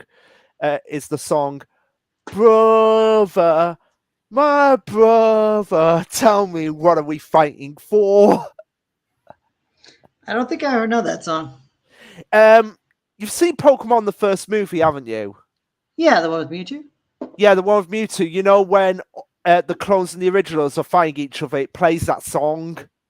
Oh, really? Oh, maybe I just don't remember. I watched it when I was a kid. Yeah, I was it's really actually young. a good song, to be fair. I'm sure it is. I just don't remember it. But I'll yeah, okay, Pokemon. Maybe I'll look it up later. Yeah. So yeah, we have starting off the chapter, we have Shino mentioning that they got Fruitabird's on-site data on Kengo's profiling and nano sampling, and there's nowhere for Koichiro to run or hide. So basically saying you better surrender at this point. And but Fruitable is a lot more reasonable with him and saying like, look, we can sit down and chat about your intentions later, but right now Mutsumi is worried about you, so let's just go back home. And I love like Koricho's response here, how it's like quite subtle in his hand. It's like just like clenching it. It's like, how dare you try to blackmail me with Mutsumi? Because he probably had a feeling that that was probably going to happen, but he kind of probably didn't think that they were going to stoop to that low. Yep. And I just really liked the artwork that they had for like just the panels we see of just Futaba and Koichiro going at each other. Yeah, it's because we have it, but Fruitsburg using her like hand-to-hand telekinetic abilities, but Koichiro using, I guess, the spider steel as like a steel web shield to keep Futaba back. But we see as well Keigo using his disguises to distract Koichiro so that Nano can work one of the drugs that he's weak to, the withering spider muscle reflexor. And then what I love most about the chapter is like it's kind of reminiscent of the beginning of the series, because they fought Koichiro in the beginning of the series, and at that point they weren't a match for him, but now it seems like they're on equal footing with him. Yeah, I guess so. I guess so. Yeah. So then we have Shion, not Shion, Shinzo using one of his techniques to trap Koricho before Fruitsburg, I guess captures him. Like, what is Fruitsburg doing here? I Crushing think him? she just used. I think she's just binding the rocks with her ability. Okay. All right, okay, that makes sense. But then, of course, Creature being Creature uses spiderweb to get spider steel to get out of it, as we see the Simone Somian, I think that's how you pronounce it, um, blooming all around him in the same frame that it does with Momo, but instead it's more blackened at this point, and he's mentioning like, "Oh, good job working together, most memorable experience," and everyone is like confused by this, by them mentioning like it's black Sakura cherry blossom, and no gets some on his arm, and he immediately like, "Oh yeah, this is bad news," and chops his arm off, which was something I was not expecting. That kind of reminds me of something that Mayuri did in Bleach in the Um, in the final arc, where where his hand got mangled by Pineda, and then he used the drug to kind of regenerate it. oh, I'm not sure if I remember that, but it does sound like something he would do. Yeah. So everyone is just like confused by this, like what is all of this? And then it's mentioned that it's actually a poison when before we flash back to when Kiricho was fighting the heads of the Otsukura family, where they mention, where we have the second head mentioning that when their body's destroyed, Tsubumi's blood diffuses into the air and embed its roots into your body, and the new blood and old blood will fight against each other, destroying the flesh in which they are circulated, and there's no escaping from it. So, um, I don't know what this is kind of reminding me of, but it's reminding me of something. Hello?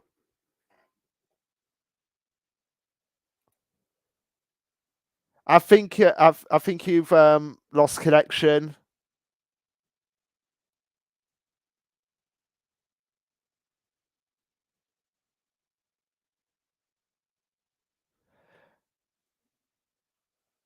Okay, well. Oh, are you Okay. there? Yeah, yeah. Yeah. All right, all right.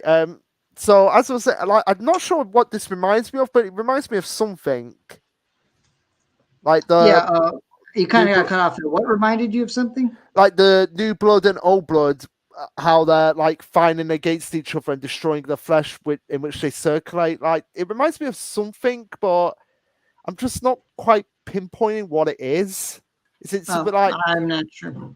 Is it something like when your body gets something new to it and it like is and like your bloodstream is rejecting it and Well, until yeah, that is a thing with blood transfusions. Your body or any sort of surgery, that's what it really. was. Blood transfusion. That's what it was. Oh, But I thought this, you were talking about a reference, but yeah, yeah, it is how blood works. But I mean, to be fair, Tayo took Mutsumi's blood, and apparently that just gave him superpowers. yeah, So but this has ramifications for later because it makes you wonder like who else has been poisoned because of Subumi's blood. it is true. I mean, I have a feeling, Because probably, it does. probably Mutsumi. Mutsumi, yeah, possibly. But do you think others could have been affected by Subumi's blood? Uh, I because mean, I think it we know Tayo's already, right? yeah, Tayo, but it does say the new blood and old blood will fight against each other, but it doesn't actually necessarily. She doesn't actually necessarily state that it has to be. You have to be a member of the Yotsuko family for it to work. Oh, I thought that's what that meant, like new versus old generation of Yozakura, but it could be. Yeah, because otherwise she would have just said that, like the new Yosakura blood and old Yosakura blood. But the fact that she just says new blood and old blood, and that can mean a lot of things. Like it could mean like somebody just breathes it in because it's stated to be a poison, and as we all know from Rona recently, how that can be transferred through the air as well. Hmm. I mean, it could be, but it's not particularly relevant at this stage. But we'll see. Definitely something to keep in mind. But the other thing is, interestingly, this happened because their bodies were destroyed. But you think they're still like the heads are still kicking, so I to think speak. I think the heads are still kicking because as long as Subumi has her roots embedded, I think it's gonna be like it's just gonna keep going with the tree metaphor with her and as long as the roots can bear fruits, the heads will always come back. Huh. Oh yeah, because I'm kind of hoping they didn't just get defeated like this, because that'd be kind of lame, Yeah. honestly. But yeah, Anyway, so then they kind of say that the poison will spread to the other siblings as well, and that no one will be able to protect Mutsumi from Sabumi. And then, interestingly enough, Koichiro asks, "Why are you telling me all this?" And then the second head says, "You don't need to know." But it's interesting. I'm not sure if this is like some kind of rebellion or if there's some other reason she's specifically telling what Subumi's plan is. yeah. But I feel like the reason why she's telling me this is this um and it's mentioned like you don't need to know it's because I think it is actually honestly saying up Koricho to die. oh, so this is like I'm just telling you this before you pass away. Yeah, yeah, because at this point it is stated like yeah he's been poisoned.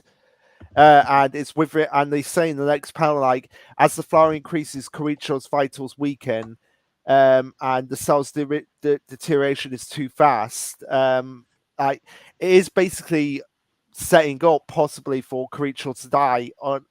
Unless Tayo can actually save him, but I don't think Tayo is actually going to be able to save him. Well, we'll see because I mean there's something I want to talk about near the end when we get there. Okay, But then anyway, so Shion picks up from her machines that Koichiro is poisoned, and Nanano realizes that this poison's super strong because even he couldn't regenerate, and he realizes that they don't have any way to fix this right now. So at this point, Futaba realizes, okay, I understand why you are doing all this and you're running away, but she's still like, I'm not leaving you, Koichiro. And I'm just like, okay, but like, what else can you do right now? He's poisoned and can put you guys in danger. So I don't exactly know what Futaba's plan is here. I But feel either like no, I feel like what she's actually saying here is like, if you're gonna die, then I'm gonna die. I feel like that's what she was kind of getting at there.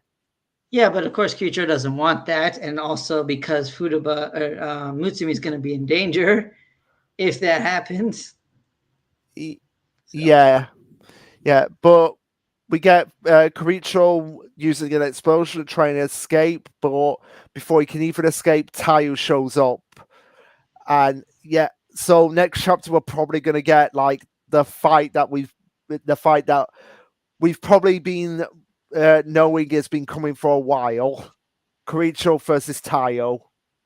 yeah, but I do want to say something interesting about the way they're set up. I mean, a lot of people made, of course, reference to the JoJo. Are you approaching me? But what I find interesting is the way they're positioned.